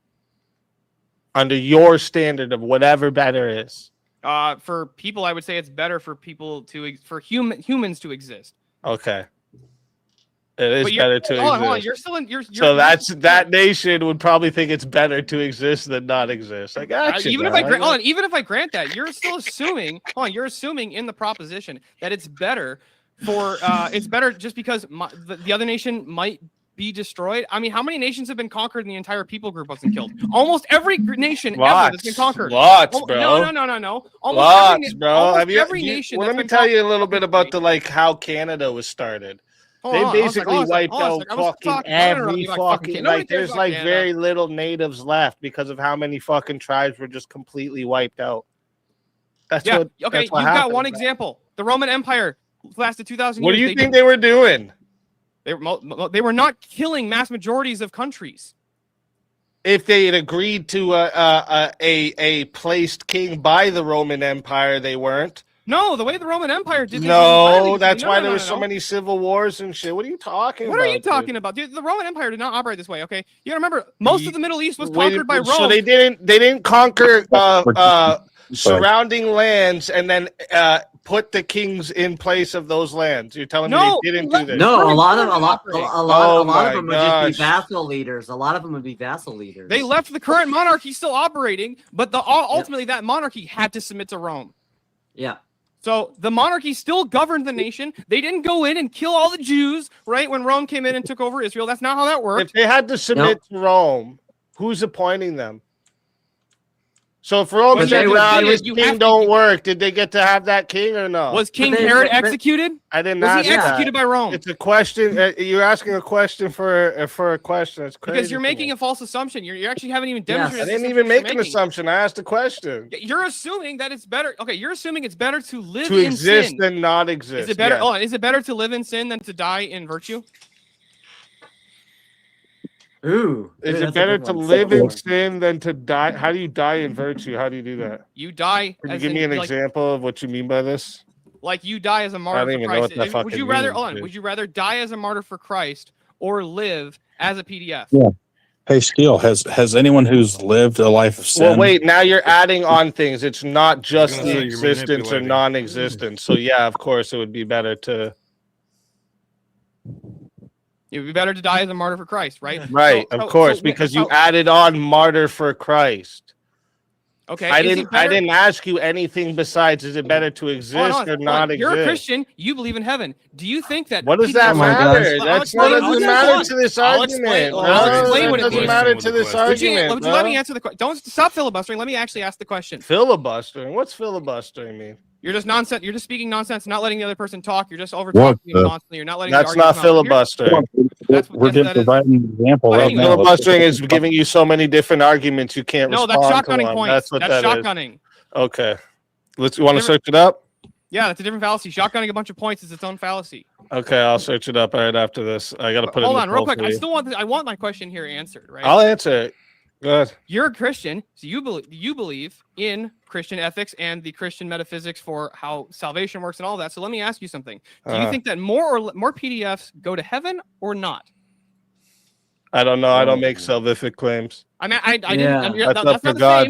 That's not a salvific claim. That's not a salvific claim. Yes, it is. If a PDF goes to heaven, I'm sure there's plenty that do and plenty that don't. I'm asking which do you think more likely? That the ones that repent do. Is that a better answer for you? How do you feel about baby infants? That would be my guess, but I don't make salvific claims. That is a salvific. So it's better. Claim. Hold on. So it's better to win a war by graping infants than to lose the war if you refuse to do that. That's a bad faith argument. You're trying to put it. You just keep doing the emotion. Faith in there, and faith is not in this prompt. Hold on. If the context is to win the war unjustly, how are we defining unjust? If justice comes and from I our even Christian conceded ethics, to you, and I gave you the reason why. That those same people can't later correct their. If they're out, you said that means this society is committing atrocities, right? So they can't later correct that. If but that doesn't mean they automatically will either, annihilated. Right? No, I didn't. I didn't say that means they will. I didn't say anything about that. But if you kill them, they absolutely can't. Yeah, I agree with you that if you kill them, they can't. Right. Thank you. That's irrelevant to whether or not it's better to win a war unjust. Hold on. In Christian ethics, are you to use evil for good? What? Are you to use evil for good in Christian ethics? Why is So you can appeal to the Christian ethics. So I'm going to let the chat know what he's doing right now. He lost the argument, logical argument, and now he's appealing to Christian ethics so that you guys vote for him. No, I'm appealing to the system that you and I share. I'm appealing to the system that you and I share, Speak. We all do that to lose honorably when he's winning. Well, do you want me to argue from Islam ethics? Yeah. It's an ethical question. Why would I argue from a... All right. Was it against Christian ethics when God commanded them to wipe out Sodom and Gomorrah and take out all the babies and all the God women wiped and out all the Sodom and Gomorrah. animals? Hold on. God wiped out Sodom and Gomorrah. God's the standard for good. Anything God does is good. Okay, was that... okay. So God wiping out Sodom and Gomorrah, good. It does God not telling say you holy to war. wipe out the Canaanites, So then good. why are you using an example that could be good? Did God tell you to do it? Maybe he did in this hypothetical. Oh, so you have private... you have private revelation? No, not me. This hypothetical, whoever this nation is that did it to the other nation. Since you got to baking things to the hypothetical, I am Well, too. no, okay, I'll grant it. I'll even grant it. God told the nation to do it, then it's not unjust. Now it's justified. Thanks. So it's not an unjust way to win the war. It's justified. It comes from the source of justice and good. Oh my god. You just defeated your own argument with that hypothetical. Yeah, you're trying so hard to stay in this lane here because you didn't want to actually compete with what I said. You haven't addressed anything I've said. All you've said is yes, it'd be better to live. Otherwise, I asked you, is it better to exist or not exist? You couldn't answer that. You're assuming. I asked. I bring up the argument of this nation that's committing moral atrocities can't later fix it if it ceases to exist by losing the war. Okay, got it. So it's better to win a war by raping kids than to just lose the war by... Yeah, see, and then you do that for the emotional argument. Instead of like sticking to the logic of what I said. You can put raping kids there. You can put decapitating kids there. You can put taking out kids' fucking teeth one by one there. And your emotional shit don't work on me, You didn't define what unjust even means. These hypothetical emotionals don't work on me. It doesn't matter. To be fair, though, To be fair, he did say that the prompt did not necessarily suggest that there would be a total annihilation. That was one of his first responses. But it don't say holy war either. I didn't say it was a holy war. But still, I'm not sure. Did I start the poll and didn't even start the timer over? Oh shit! Am I right in believing that you said that? To be fair, chat, to be fair, I got to start this timer over. So whatever it is right now shows I'm ahead. But I got to be fair here. So it doesn't matter. What was your question? We're going to restart the poll.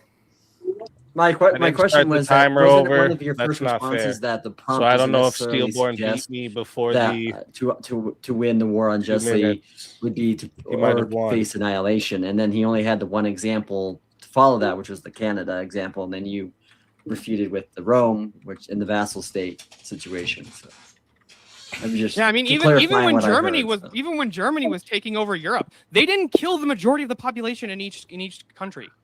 Right. So that's not an entailment that if you lose a war, your country gets annihilated. That's not like doesn't logically follow. They were killing off a specific type of population. That's true. I'm not going to argue with that. Well, I mean, I wouldn't even disagree with that, but it's not an entailment that if you lose a war, your entire population gets decimated. I'm going to keep my mouth shut until the voting's over is what I'm going to do. All right, chat. I'm putting the poll over again so we can actually, because I don't know if he beat me before it hit 2 minutes up or whatever. I want it to be fair. Tell us how you really feel, please. Yeah. So I'm putting the poll in right now, chat. So if you would like to vote for this man right here, Steelborn on the poll. All right. And if you would like to vote for this man right here, yours truly, you're voting for Speakeasy on the poll. All right, chat. Get your votes in right now. I'm starting that timer up. You got 2 minutes. This was a really fun prompt though, but I do have easy. You never did define what unjust means. Yeah, I went with your standard when you brought it up. Okay, my standard is my standard of unjust is anything you do that violates Christian. I said that's fine. We'll go with that. Okay, so you should violate Christian ethics to win the war. You should violate Christian ethics to win the war. That's my standard for unjust. Unjust means you violate Christian ethics. Okay, so like just to be clear, always. I'm for the purpose of this. So it's against Christian ethics to defend your nation? That's no. Defend. You can defend your that's nation not without the violating Christian ethics. Wait, that's what wars are. All wars are a defense. It's one nation versus another. Yeah. Yes. Can one nation invade the other, and now they're at war? So not all. What do you define like this? Like the Bloods and the Crips in the streets? Is that what you mean for war? No, I mean like is Russia invading? Is Russia invading Ukraine? Of course, we're talking about nations versus each other. Yeah, is Russia invading Ukraine right now? What does that have to do with anything? Is Ukraine trying to invade and take over Moscow? No. That means not every war is entirely defensive. Only one side's defensive in a war. Most of the time. It depends on how the war is structured. It's not an entailment that both sides are being defensive. Only one side is defensive in the war? If one side's the aggravator, then one side is defending against the the aggressive party. Like a conquering nation. So there is a side defending their nation. Yes. And when the other side fights back, and then you fight back again, what would that be? Defending your nation is not defending your nation is not against Christian ethics. You asked me whatever my standard is for unjust, so I said my standard for unjust. And when we're talking about defending your nation, what are we talking about? Only like invaders? Strictly against an attack. Repelling invaders, however you want. Okay. So just to be clear, what's happening right now in Iran, for instance, that's totally wrong. What's going on there? 100% against Christian ethics, fucking clearly unjust. We're immoral for what we're doing over there.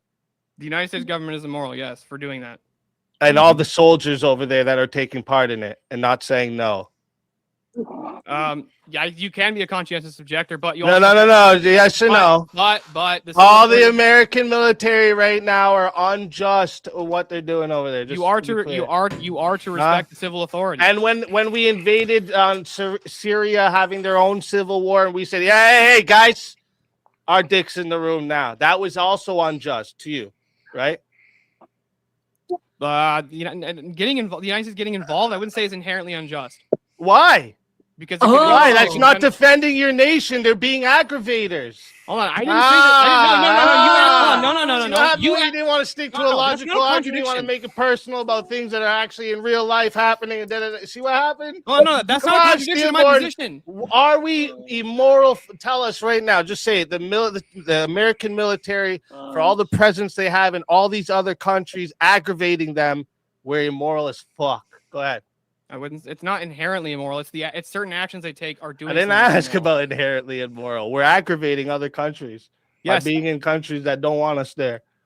Yeah, attacking other. Well, no, immoral. Being in a country. Well, it depends on what you mean by being in a country. Thank you. Depends on what you mean by being in a country. Having a military base there is not the same as invading the country or performing military actions. It depends what I mean by being in the country. Physical presence in the country with pew-pews. Okay, got it. So if, let's say, Japan didn't want us there anymore, are we immoral for having military bases in Okinawa? This is your standard immoral. Why are you asking me a question based off your standard? You're assuming that. Anyways, listen, the votes are in. 110 votes, and damn, that's fucking close. 51% said the winner of the 1v1 is yours truly. Steelborn, tell everybody in the chat where they can find you and why they gotta bring you back for another shot at the $600 prize. That was the closest poll I think I've ever seen on Verbal Combat. That's not a direct tie. That was fun. It was really fun arguing with you though, Easy. You can find me at Steelborn on YouTube and X.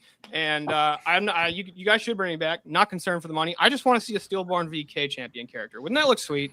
Like full Crusader armor, or like put him in like a blacksmith's outfit with a blacksmith's hammer. It's like that look cool. Fuck yeah! Get that Make-A-Wish Foundation for the Down syndrome. Yeah, always, guys. Always. We need this. I need special privileges because of the special needs. That's how it works. True. That's true. I agree with that. Always a pleasure having you. And if they bring you back, you are more than welcome. And until then, my friends.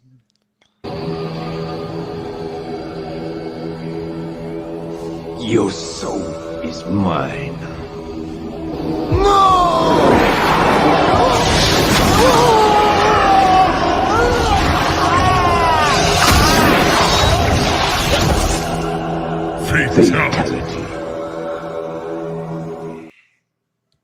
Another soul added to the safe of souls. And that's how it goes on Verbal Combat Friday, baby. And yeah, I'd like to continue on this topic. It's actually a really good one. Let's bring up the next one in line, too.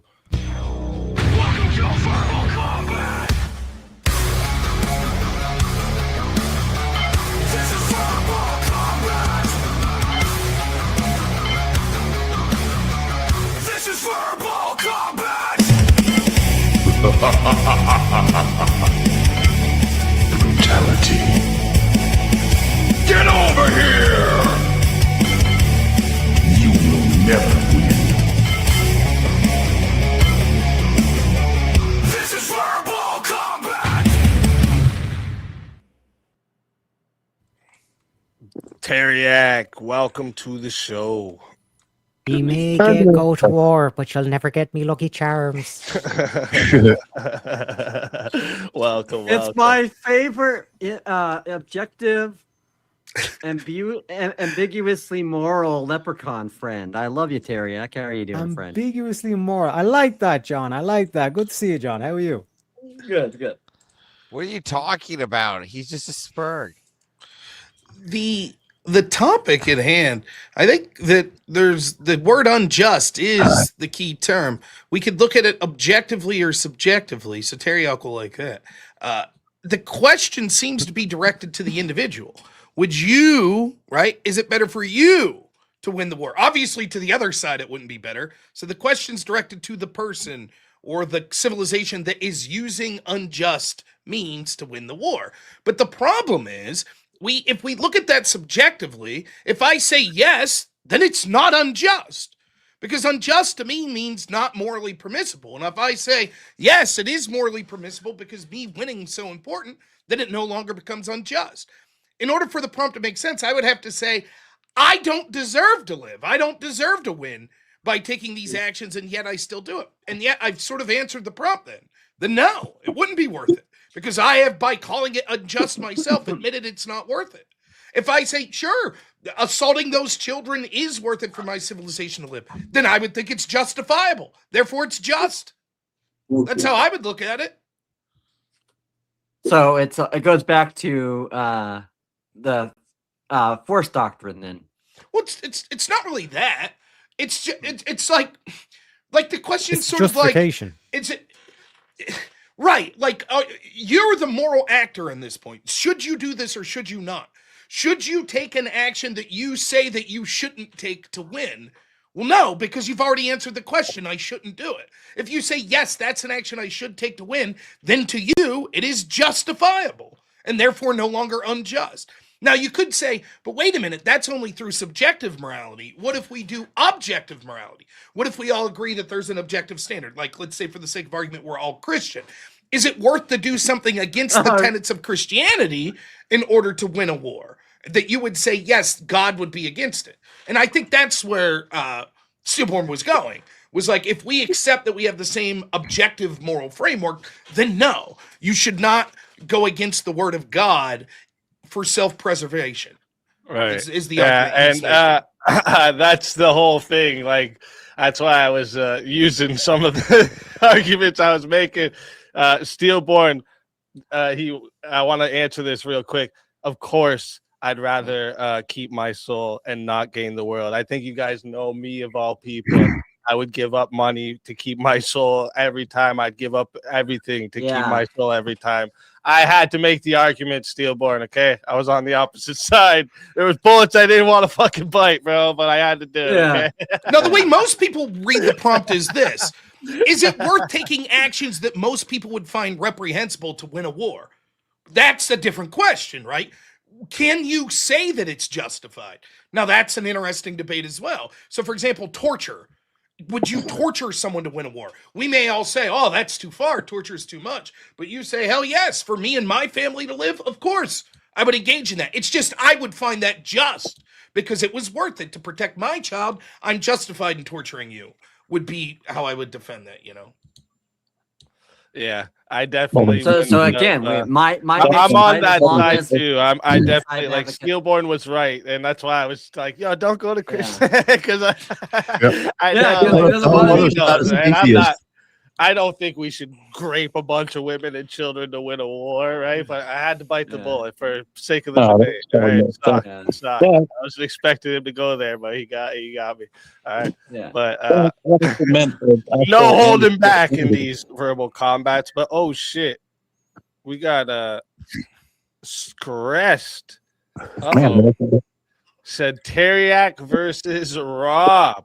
Oh shit! Dun dun dun! Aw, Here we shit. go. Let's go, Another Leprechaun 1v1 power. in the Oh, he's works. bringing up the cam too. Shit. Oh shit! Yes, it's only fair. It's only fair. Hey, It's only- Rob. Trying to use good looks to win. Cheating. Hey, Lucky Charms.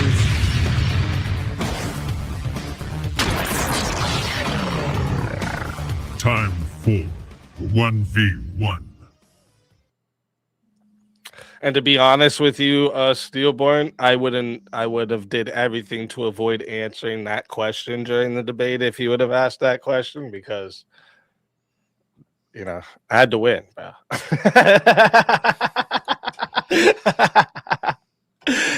Shit. All right. Let's get a good topic for you two here. I think actually I think someone else was gonna do this too, so I'm gonna see if what he wants to do. Add time or what? Because someone else actually sent in for 1v1 for you two too. It's funny, Rob. You predicted this too. You're like, yeah, of course. Next week, I know people are gonna put me and Teriak in a 1v1. I know how it's gonna go. It's all right. Yeah. There's a little gamesmanship. Is Speakeasy making money? Then we're doing all right. By the way, where's my audience? Super We're chats for winning. me. Yeah. We're winning. That's right. We're winning. Get them super chats in, boys. All right. Oh wait, add 2 minutes and a forced topic. What's the forced topic? Let me see. Damn.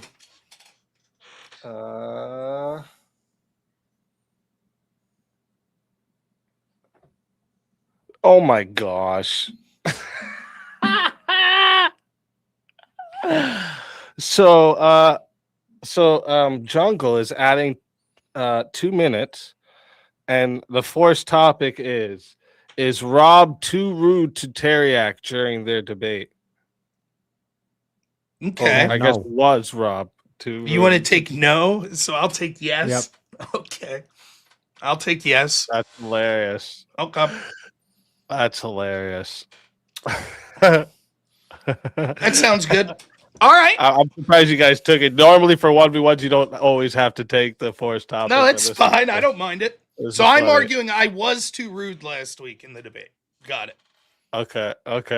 That's hilarious. All right, chat. You know how this goes. We're starting at 7 minutes because we got the added minutes there. All right. 7 minutes to start. If you want to add on a minute, it's 10 to add a minute. It is 60 if you want to be the solo judge. And if we don't get a solo judge, it goes to the chat poll, and the loser of the poll will lose their soul. Fighters, good luck to both of you. Let's get it. So I'll start since I'm the affirmative. I think I was too rude, and here's why. At the end of the day, we're all sort of similar assholes here trying to get our own points about, and we're forced to argue the topics presented in front of us. I picked the topic, and so for me to point out that you were aggravating to me when you're just sort of behaving in your normal way means that I was being a bit of a bitch and too much of a child when I was saying how stupid you were, and I wouldn't debate you again. I don't think he did anything beyond the pale of what the average person normally does, and it's not your fault that you're not that intelligent, so I probably shouldn't have been pushing that. No, I think that you weren't rude, Rob, because you were trying to dig towards the truth. You were trying to dig towards like exposing that, like, listen, Teriak, you don't have an ethical set of principles. And like Jordan Pearson pointed out, like way back when in the Kathy Newman interview, it's like you're doing what's right. Like you're willing to risk offense and all this kind of stuff for pursuing the truth. And for me, there's no higher moral principle than to pursue the truth. Well, that might be, but that doesn't mean you can't pursue the truth in a rude way. It's okay to say that, yes, we could risk offense when we're digging for the truth, but rudeness seems to go beyond that. Rudeness is risking offense by talking about a topic that may be something. For example, if we wanted to talk a topic about like IQ differences in different biological groups, that could be offensive to certain people, but there's a way to do that, still be offensive and not be rude. Rudeness seems to go beyond that, which is insulting for the sake of insulting. That's not risking offense to get to the truth. The mere debate itself was getting to the truth. The specific words I chose to insult you wasn't digging to the truth. That was just superfluous for the sake of making me look like a based alpha Chad and you looking like a fucking idiot. And that wasn't right. I shouldn't have been doing that sort of stuff. But was it true? Was my side of the argument true? Of course. Your morality is subjective, but I could have pointed it out while maintaining my composure. Ask yourself this. Do you think if some person outside that's ever watched Verbal Combat, so someone who's outside of it, if they saw that debate, would they come away thinking I was a dickhead? Yeah, sure, I can grant that, yeah. So if my goal is to get to the ultimate truth, isn't poisoning the well by offensive behavior actually harming that goal and therefore something to be rejected?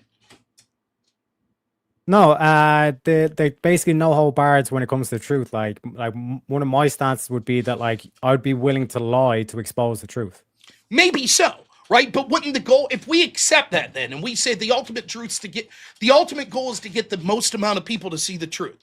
That's sort of what your point is. So even if you have to lie to get people to see the truth, still worth it because the end goal is getting as many people as possible to see the truth. Is that a fair? Yeah. Okay, but then how we present ourselves matters to that. For example, something as simple as this. If I was better looking and dressed better, would I not be more persuasive to a higher amount of people? Probably. Now, there might be some individuals that don't like it, but on the aggregate, I think more people would be more willing to, if my voice wasn't piss annoying, if I wasn't so loud. So given that, the specific insulting behavior I had, and like sort of fucking just yelling and shit like that, probably didn't help more people get to the truth. So it should be rejected. I was too rude. No, because rhetoric is an effective tool. And like you pointed out, in my debate that I had previous, like I was using a lot of rhetoric and I was over talking. I forget his actual name, but the robnoerr dude. Sorry, I do apologize for forgetting your name. But like in terms of like with you, like you were just kind of the way I look at it, like you were kind of like basically kind of showing me, it's like, listen, if you want to do these rules, like here's the big boy. Like sitting into the big boy table and all this kind of stuff. So I don't hold anything against you in terms of like you digging down to the truth, because fundamentally, like calling someone like a retard or whatever, if they're acting retarded, I don't consider that rude. I consider that truthful. Okay. Or at least expressing what you believe to be true. Do you think I was honest when I said that I thought your behavior against that Bob guy was off-putting? I think that was your opinion. Yes. So it doesn't mean I was right or wrong. That was just my honest opinion. I'll tell you it was, but you still have to believe me. But regardless, right? Escaping from that. If then that is my opinion, why would I in turn act like that in the very next debate? And here's the irony. My editor clipped me and yours exchange. Now, they didn't see the previous behavior they had. So all the people on my channel watching that, the majority of them that didn't watch the previous debate, they're like, Rob's being an asshole, right? The idea that it was somewhat justified because you pointed out that I'd engaged in that behavior and this is what it's like to be at the big boy table. But it's not just about convincing you. It's about convincing a general audience. And the bigger dickhead I am, it's not a 100% equation. Some people are going to like that. But I think we would both agree that the average person that might stumble onto that video would find it more off-putting to have someone just yelling and calling names than if they analytically broke down that same attempt to get to truth.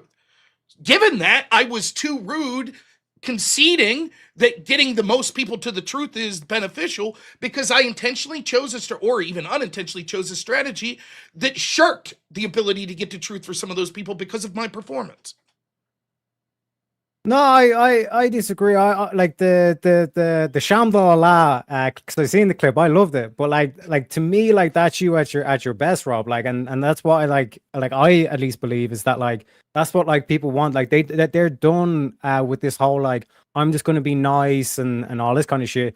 They want that like no, you're a fucking piece of shit. Like how dare you fucking like think this way or think that abortion's thing and all that kind of stuff, and that requires like that like what you could say is like rudeness to expose that like these abortionists, they're just a bunch of baby killers. They're pieces of shit.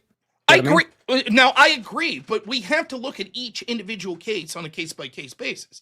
For example, I think when it comes to arguing against the woke, yeah, telling them to fuck off, that they're depraved, like that are saying biological men could be women, it sounds harsh, but oftentimes that tone itself is exactly what those people need to hear.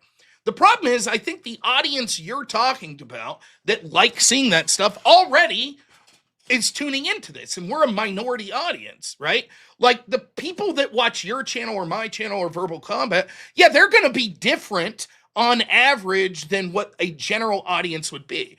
And so if I think the concept of objective truth in Christianity is important, am I not poisoning the well with the general populace by acting like a dickhead?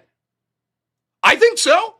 Like, I think it would be the average like person considering Christianity would be like, this is how a Christian acts. Like my counter to that would be like flipping tables is rude, but sometimes it's necessary, like Jesus when he was in the temple. Sometimes it is required to be rude. But were you a Pharisee? Were you that bad? Was it literally that you were besmirching the name of Christianity, or you were besmirching the name of my father in his temple? Like what Jesus did to the Pharisee? I don't think so. I think you were just annoying, but that's hardly. Certainly Jesus ran into people that was annoying and wasn't flipping their tables. The Pharisees were a unique thing that needed to happen. But you would agree that's not always the tactic we should take. It's not always, but like from my point of view, like I genuinely believe that you believe that I'm like a moral relativist or something along those lines. And by the way, for the audience and stuff, like I'm a deist, I think is the most accurate word picked what I am. But in that case, like I would have went with the same energy against the moral relativist. I don't know that you would have. Like, for example, like you think that would you say that you thought I was mischaracterizing your position during that debate? Yes, but not intentionally. Okay, fair enough. And yet you didn't go at me in a way as much as I went at you, right? Why not?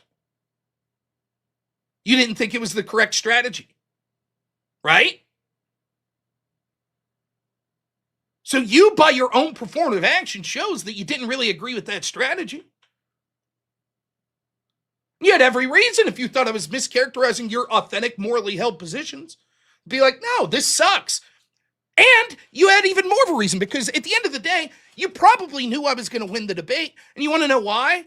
Not just because I'm an excellent debater and outdebated you, but because you happen to know that I have a bigger audience than you. You know how this shit works. It's not fair. Generally, the person that has a bigger audience, unless there's a staggering upset or something, they win if all things else equal. So you knew that you were going to have the impression about you given that was an inaccurate impression about something that's deeply personal to you, your morality. And yet, you didn't treat me, you didn't say, fuck this guy, I'm never debating him again, he's a fucking idiot. You didn't say that. Why not? It was a deeply personal issue to you. But I have respect for you in terms of, like I said, like that moral principle that I hold that we should pursue truth. Like I cannot have like disrespect for you because like you're genuinely trying to pursue the truth here. But so are you. I think you're genuinely trying to pursue. In fact, my criticism of you wasn't that you weren't. I don't think that. My criticism was I thought you were a fucking idiot. That you were sort of a little gamesmanship and like, you know, playing a character a bit, but which is fine. But at the end of the day, that you were just dumb about it. That it's like, no, you don't understand what I'm saying. There is objective truth. You acknowledge there's objective truth. You say you don't know what it is, and you have your own moral framework. That moral framework you utilize is subjective. And I thought you were a fucking idiot for not getting it. So it wasn't that I was like, I could treat him like this because I think he's being bad faith. It wasn't that. It was that you were being annoying and that you were dumb, in my opinion. Which again, that sort of mentality, I think, ultimately, if it comes to accessing truth, is bad because it leads to sort of an arrogance that means that a lot of people that maybe aren't as interested in talking about sort of ethical foundations as me and you are going to check out. They'll be like, this guy's not interested in talking to someone that he feels doesn't know as much as him. He's an arrogant prick. So I'm not going to see the truth. Yeah, so like in terms of that essence, like when we say that like objective truth exists, and hence we have like logic and then we have reason, like to say that we should or we ought pursue truth, like that would be an objective claim. But I think that was missed in terms of the point that I was making, which is why I say that like I don't think that you were like overly rude or whatever. I think you were just matching it, because if you're to say that like my debate tactic is annoying, and again, like just to kind of put in perspective, imagine me going against the likes of Destiny with the same energy and all this kind of stuff, or even more energetic with that. Like if you perceive that like I was being annoying, then it's like you have to be rude to an annoying person to stop them being annoying. Okay, but can we agree at this? Our subjective interpretation on what we think's annoyance or what we think's rude, etc., would be less important if we're interested in truth claims than what the average person or average audience person would view. So I fully accept that you have thick skin and I have thick skin. And so we could end the night being like, fuck you, you piece of shit, blah, blah, blah. We're probably not going to give a shit the next day. But that doesn't matter to the people outside. In fact, the fact that we are both kind of doing that, wouldn't that itself maybe preclude people from wanting to tune into Verbal Combat that are actually interested in more of a knowledge-based show than a performative show? Don't you think that's possible? You have thick skin, I have thick skin, but the person watching is like, this is a bit of a fucking joke. These guys are just screaming. This dude, Rob, just yelled, show me in the Constitution where it says that 317 times. What the fuck is this? 30 minutes they went on? Don't you think at some point they'd be like, this is a joke? And the only people watching are the people that already know me and you. And they're like, ha, it's funny. Because performatively, we think it's funny to watch these two fucking idiots yell at each other. Well, no, like, I think the fact that we were talking about like a serious topic, which is like what I think society's been missing a lot nowadays in terms of the more objective morality. What to me is telling is that like those conversations, while unpleasant, are still necessary. Is the fact that it went on for half an hour, the fact that people were willing to pay for that. Like another example was me versus Mr. E over like a goofy topic of women should pay first. Like again, that was another one that lasted like 30 or 40 minutes, and at the end of the day, we are supporting. Here's my final question. Final question on this before other people jump in. Do you think the reason it wasn't rude was that you were kind of being a moronic, pathetic, stupid fucking asshole? I'll let it get to 40 minutes and 30 seconds. You don't think that's part of it? Oh, wait, actually, we already have a solo judge. Sorry, Jungle's already You solo kind of judge. deserved it. Yeah. All right, I concede. You're right. You're a moronic, pathetic, fucking moron asshole. You win the debate. Yes.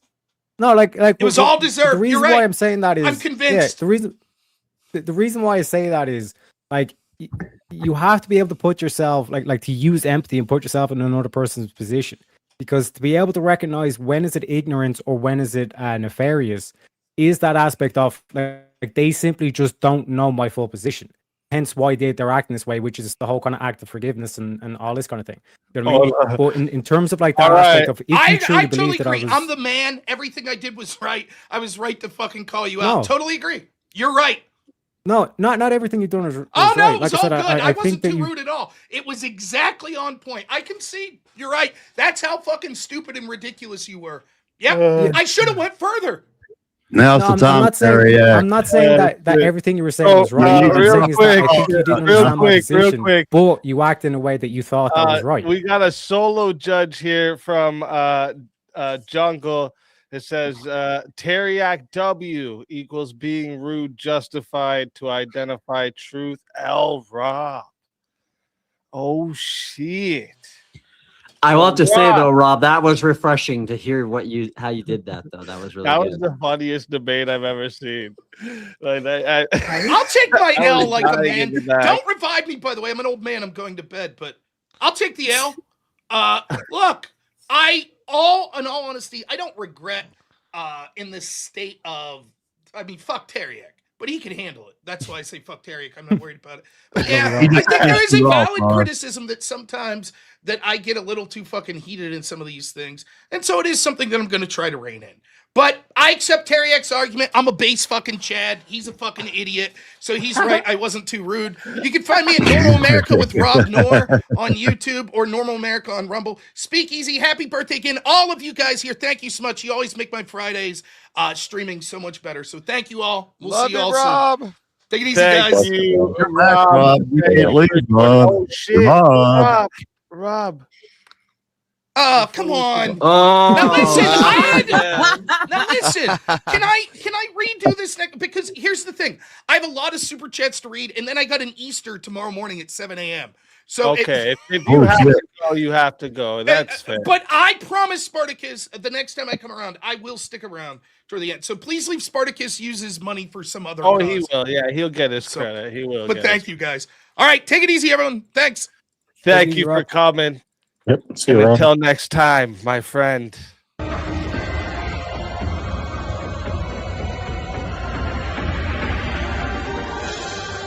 are so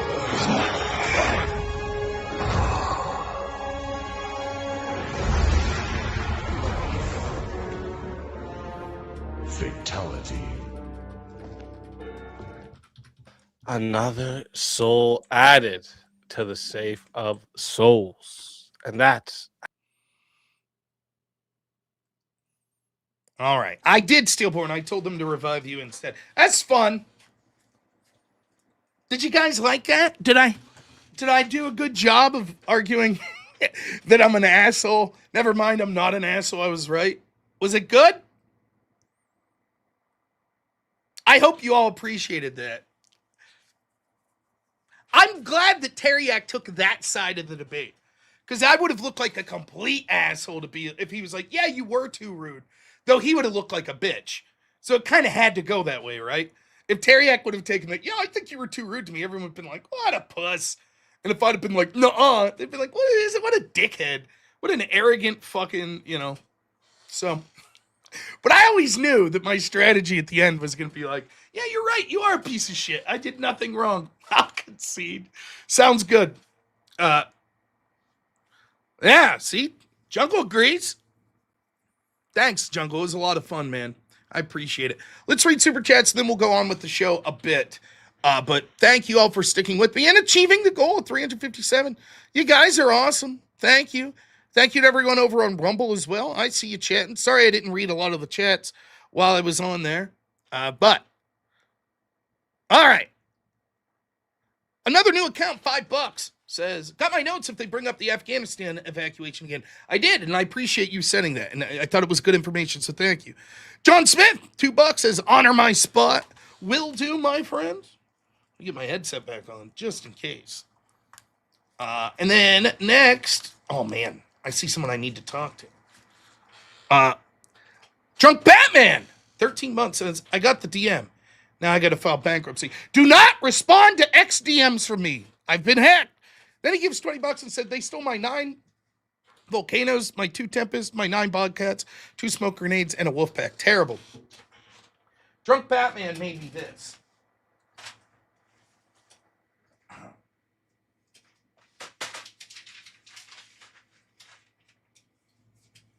Which is wonderful. And was hanging right here on the wall. And then below it, right here, was a picture my son had drawn for me in 2022. And apparently, I don't know what happened, when I came up yesterday, I think it was, this must have fell, hit the picture, smashed the picture, and now I have to rehang them up. So, but it is an awesome piece. I did not do a good job of hanging it up as well as I should have. So we'll get it reset and my son's picture reset up. I got to buy a new box to put the son's picture in. But I came up and was like, what the hell? All right. Jungle, $100 says, love you, brother. Listen to VK stream. But I have your stream up in another tab. Debate King! Like the video, guys. Thank you, Jungle. Jungle, one of the coolest guys. Had a pleasure of meeting him in person. I'm assuming I'll see him at DebateCon in Dallas.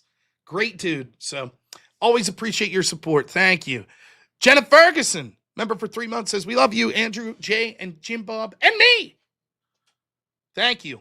Appreciate it so much. James Granger, new member. Thank you so much. Another new account, $5. Happy to see Avarice over there. Thank you. I'm sure he appreciates it. F it button, $10 says, I win, Avery. Love you, Robowitz. Shalom. Thank you. JW Thorpe, $100 for my next big crypto investment. Can't wait to contact Coach Mim and see what they have. Kyle Random out, $2 says, Super Chat. Thank you. And then Alan Nielsen, $50. Thank you so much, man. Guys are awesome. Jet gives $2. Thank you. And then John Rupp gives 2, says, but serious, look up picture of a pineapple bush. It sounds like I'm going to end up with pornography. I'm not going to type in. Take it easy, Jungle. You have a good one, man. Yeah, did they bring you back, Stillborn? I didn't check. Let's see.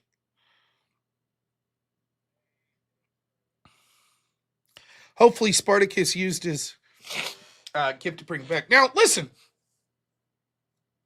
It is weird how, like, I know this is going to be weird for me to say, but, like, sometimes I think people take it personal. Like, I felt like Premonition took it personal that someone put her up against me. My intent is not to go over there and kick people out for the night or anything of that nature. And I actually did appreciate that tonight there were a lot of debates that one-on-ones that didn't feature me. Because, you know, it's not the Rob Noerr show. It's not. I don't mind being part of that. For my audience, maybe it gets boring. Maybe for 40 minutes you watched Avarice debate and you watched Speakeasy debate and you watched Steelborn and you watched the Canadian Rob Noerr guy debate. And maybe you're bored with it. I don't know. I was having fun with it. But yeah, I had no idea pineapples came from a bush. It's a new one to me. But I'm still not going to type in the search engine pineapple bush. I'm proud to say, as far as well, it's not true. I'm about to. There has been pornographic images on this computer, but never searched by me. It's because fucking X, man. Have you ever just been scrolling through X and then all of a sudden there's just like a woman taking her top off or some shit? And I know everyone's going to go, no, what are you looking at? But I swear that's the shit that's happened. But I'm not going to fucking look up pineapple bush. F it button, $10 says Shalomowitz. Maybe this can help with 1/4 of the new floor mats for the new Tundrawitz. You know, someone told me it was a Tacoma. My new. Is Rob Noerr still streaming? Yeah, he's still live. There he is.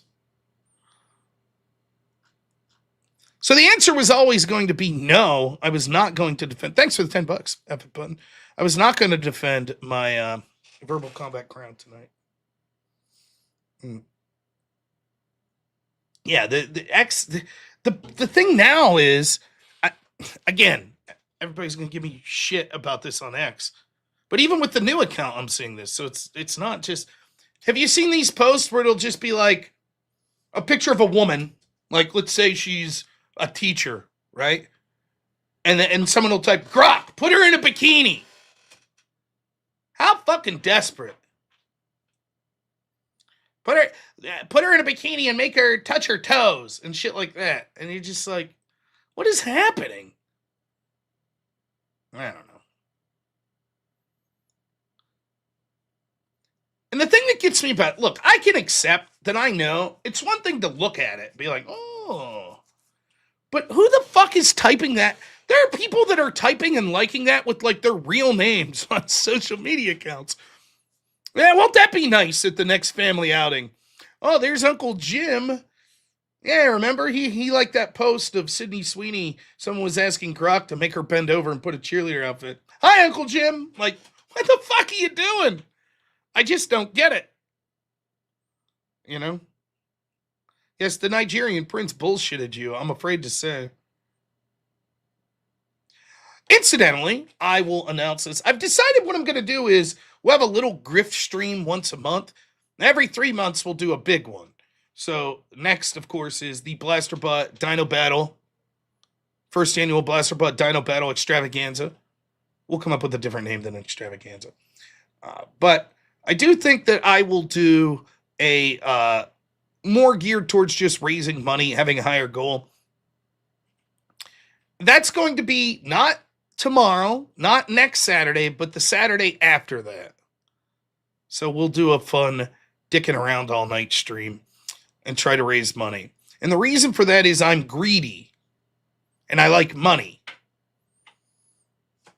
That was my thinking. I was like, I like money. So I should do a stream trying to get a bunch of money. I thought it was brilliant. I was like, makes sense to me.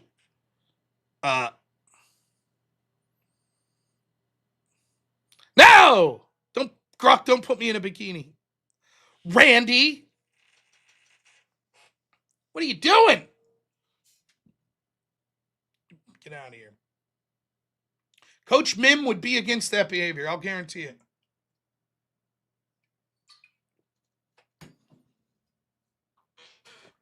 Look at that. There's another one. I can't believe there's two of us that like money.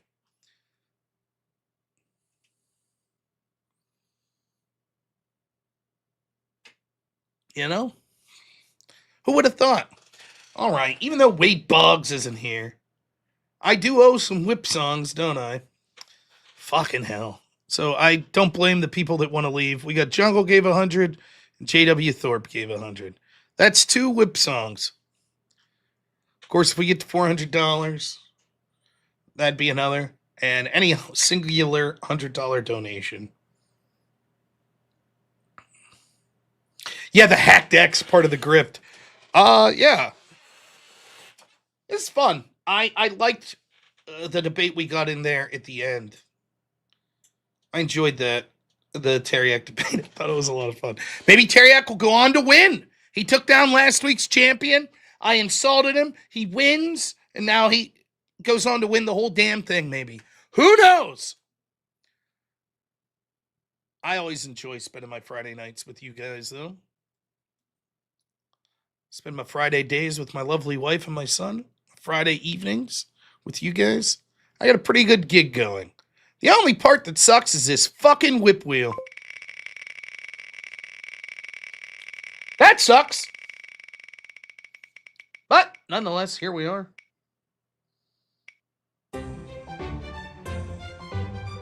A word I don't know. All right. Oh, motherfucker.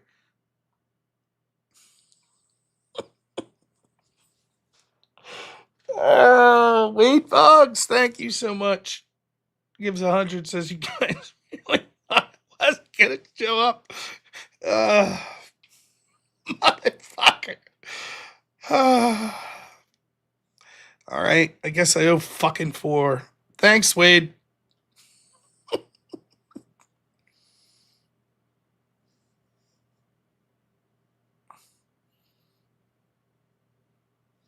All right.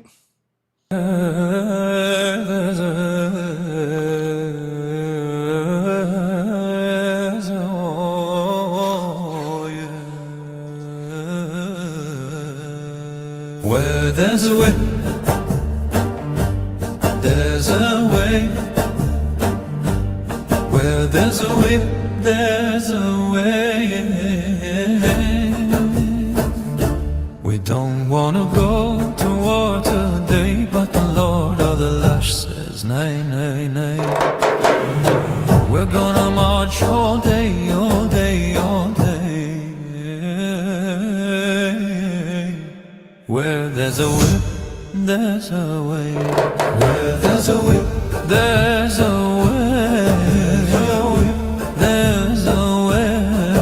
There's a whip, there's a way. Left, right, left, right, left. Where there's a whip, there's a way. Left, right, left. There's a way. Left, right. A crack on the back says we're gonna fight.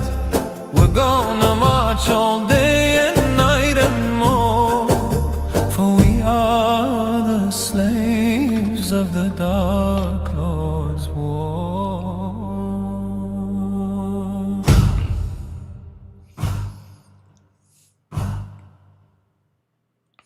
All right. Yay! 3 more.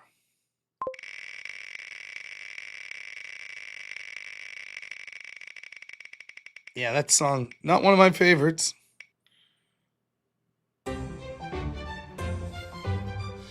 Okay.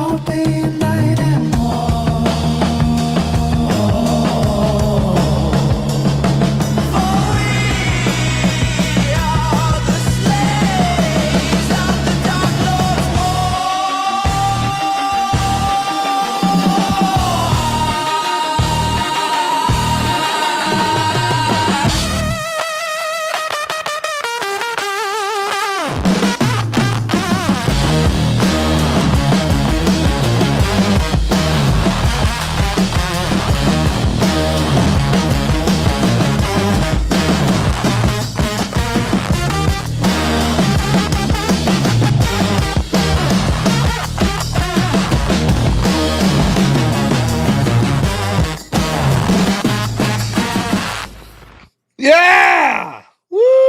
Woo! Kyle ran a mile. Thanks so much. $2 says more whips. Thank you, I guess. I do appreciate the money.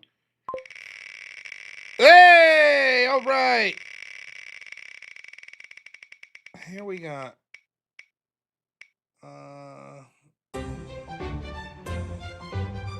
A sea shanty. Whee!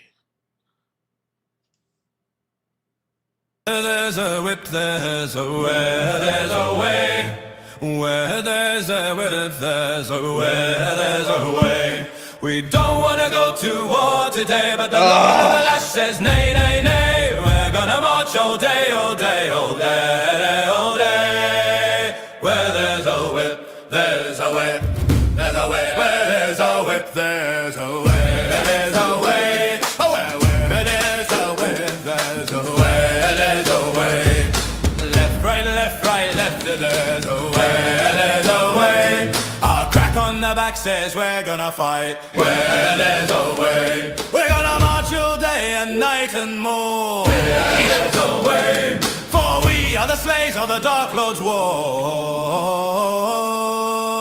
Where there's a whip, there's a way. There's a way, where there's a whip, there's a way. There's a way, where there's a whip, there's a way. There's a way, where there's a way. There's a way, where there's a whip, there's a way. There's a way, yeah, where there's a whip, there's a way. There's a way. Hey! And look at this absolute chat. Jim Hayes, $5 says not one step back. Thank you, my friend. Over on Rumble Mangozi, always great to hear from you, man. $20 says, I keep forgetting verbal comebacks going in blind. Fun. Now, if I could stop forgetting every time. Yes, yes.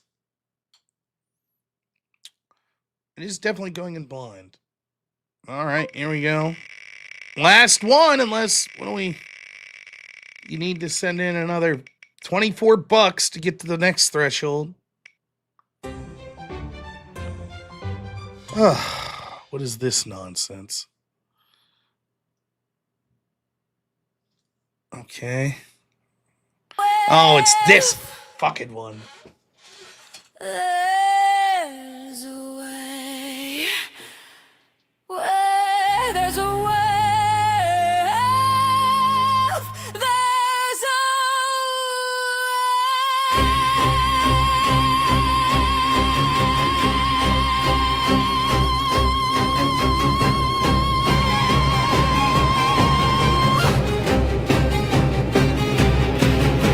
We don't want to go to war today, but the Lord of the Lash says nay, nay, nay.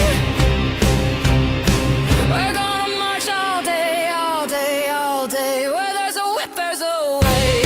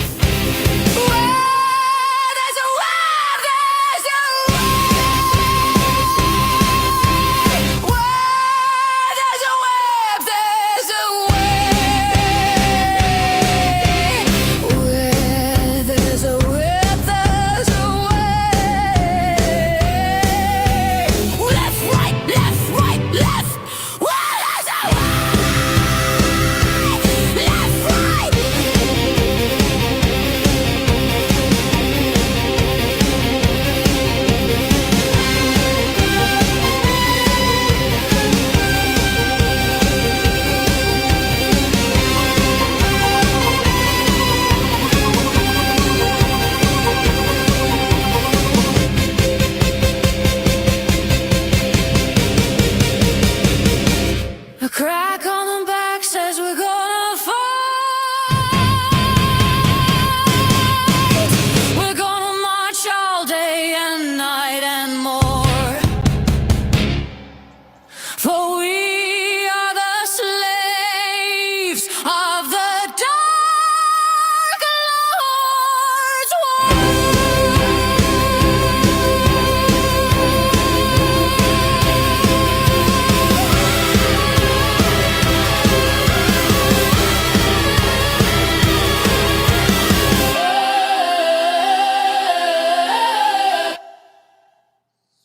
Hey! We did it. Well, folks, it's been a great night.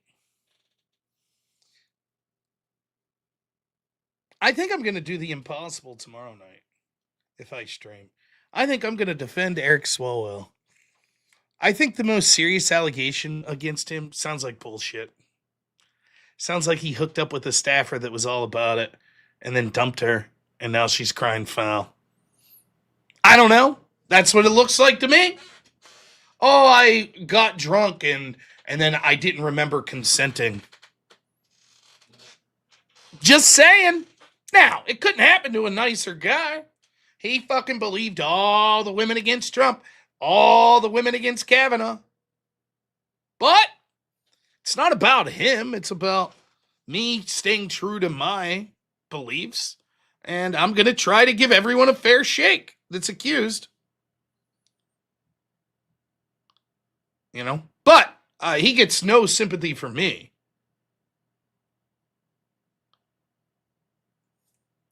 Nonetheless, we'll see if I stream tomorrow. Maybe I'll take the day off.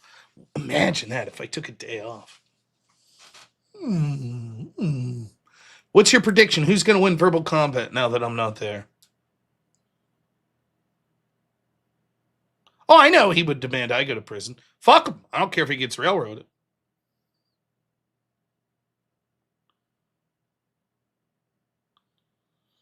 Hashtag believe all women. Yes. Me too. Stillborn's a good debater. I think he's good. I like listening to him. I have a different way of evaluating debates. I use this sort of offense-defense paradigm. So oftentimes I think people make good arguments, but they get stuck. I do the same thing. Don't get me wrong. I'm not fucking perfect. But I realize it after. I'm like, I fucked up. They get stuck on some minutia. Where it's like, does this really help you in the grand scheme of the debate? But a lot of people evaluate debates that way. They're like, well, I think you won that minutia argument, so you win the debate. The majority of the time, the issue you were talking about, you won that issue, therefore you win the debate. And it's like, I don't know. That's not how I look at it.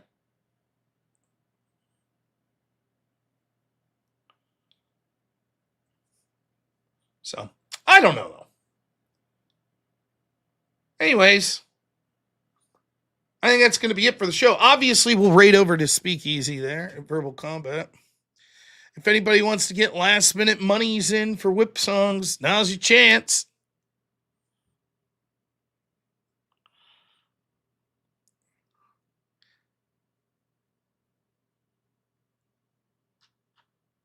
We are trying to line up more debates, I promise.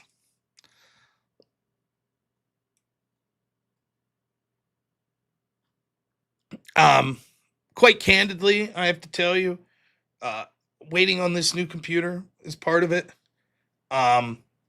Dealing with litigious folks and whatever, and the consequences of that is part of sort of tying up a little bit of the streaming stuff. Not much, but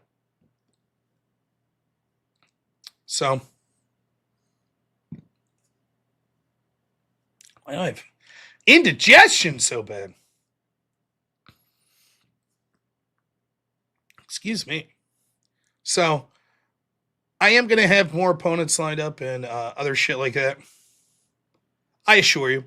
But I am trying. I put my name out there. I'll take pretty much all comers. Everest is, I think the computer's done and we're just waiting for the shipping materials and label, is my understanding. So that's what it is. Anyways, we're going to raid over to Speakeasy. I want to thank Avarice, Speakeasy, everyone that was over on Verbal Combat. Thank you all so much. Thanks, Wade Boggs, and all those that torment me with whip songs. Appreciate that. Thank you so much to my moderators, Naughty Germ, Are We Not Men, Achilles Ware. You guys are amazing. Thank you. Thanks to everyone who liked the stream, chatted, supported me in any way. Really appreciate it. Someone should have donated money. I would have debated Avarice on Heaven Maxing. So, they are. They're gonna leave the $24 whip on the table. I'm fine with it. So, take a moment. I know I had fun tonight. I hope you all did as well. But take a moment and just think about the life of Charlie Kirk. How he was assassinated. How he was mocked by so many people. He's still mocked. And basically, one of the people that was fighting the most in key demographics for conservative causes was taken out, and they basically got away with it. Never forget what the stakes are. Ever.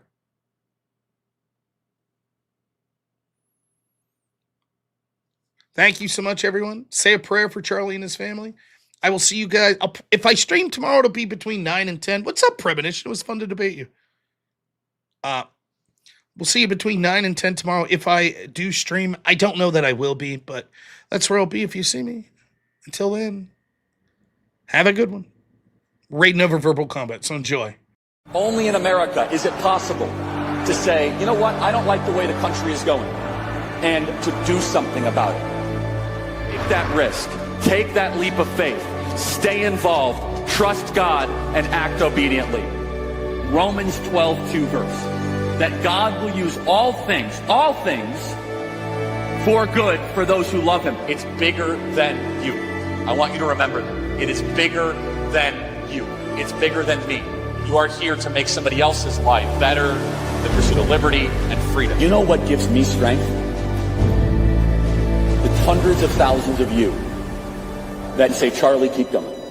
1 Corinthians 5 and 15. So that's all pretty amazing evidence, not just intra-biblical evidence, but extra-biblical evidence that Jesus Christ was a real person. He lived a perfect life. He was crucified, died, and rose on the third day, and he is Lord and God of all.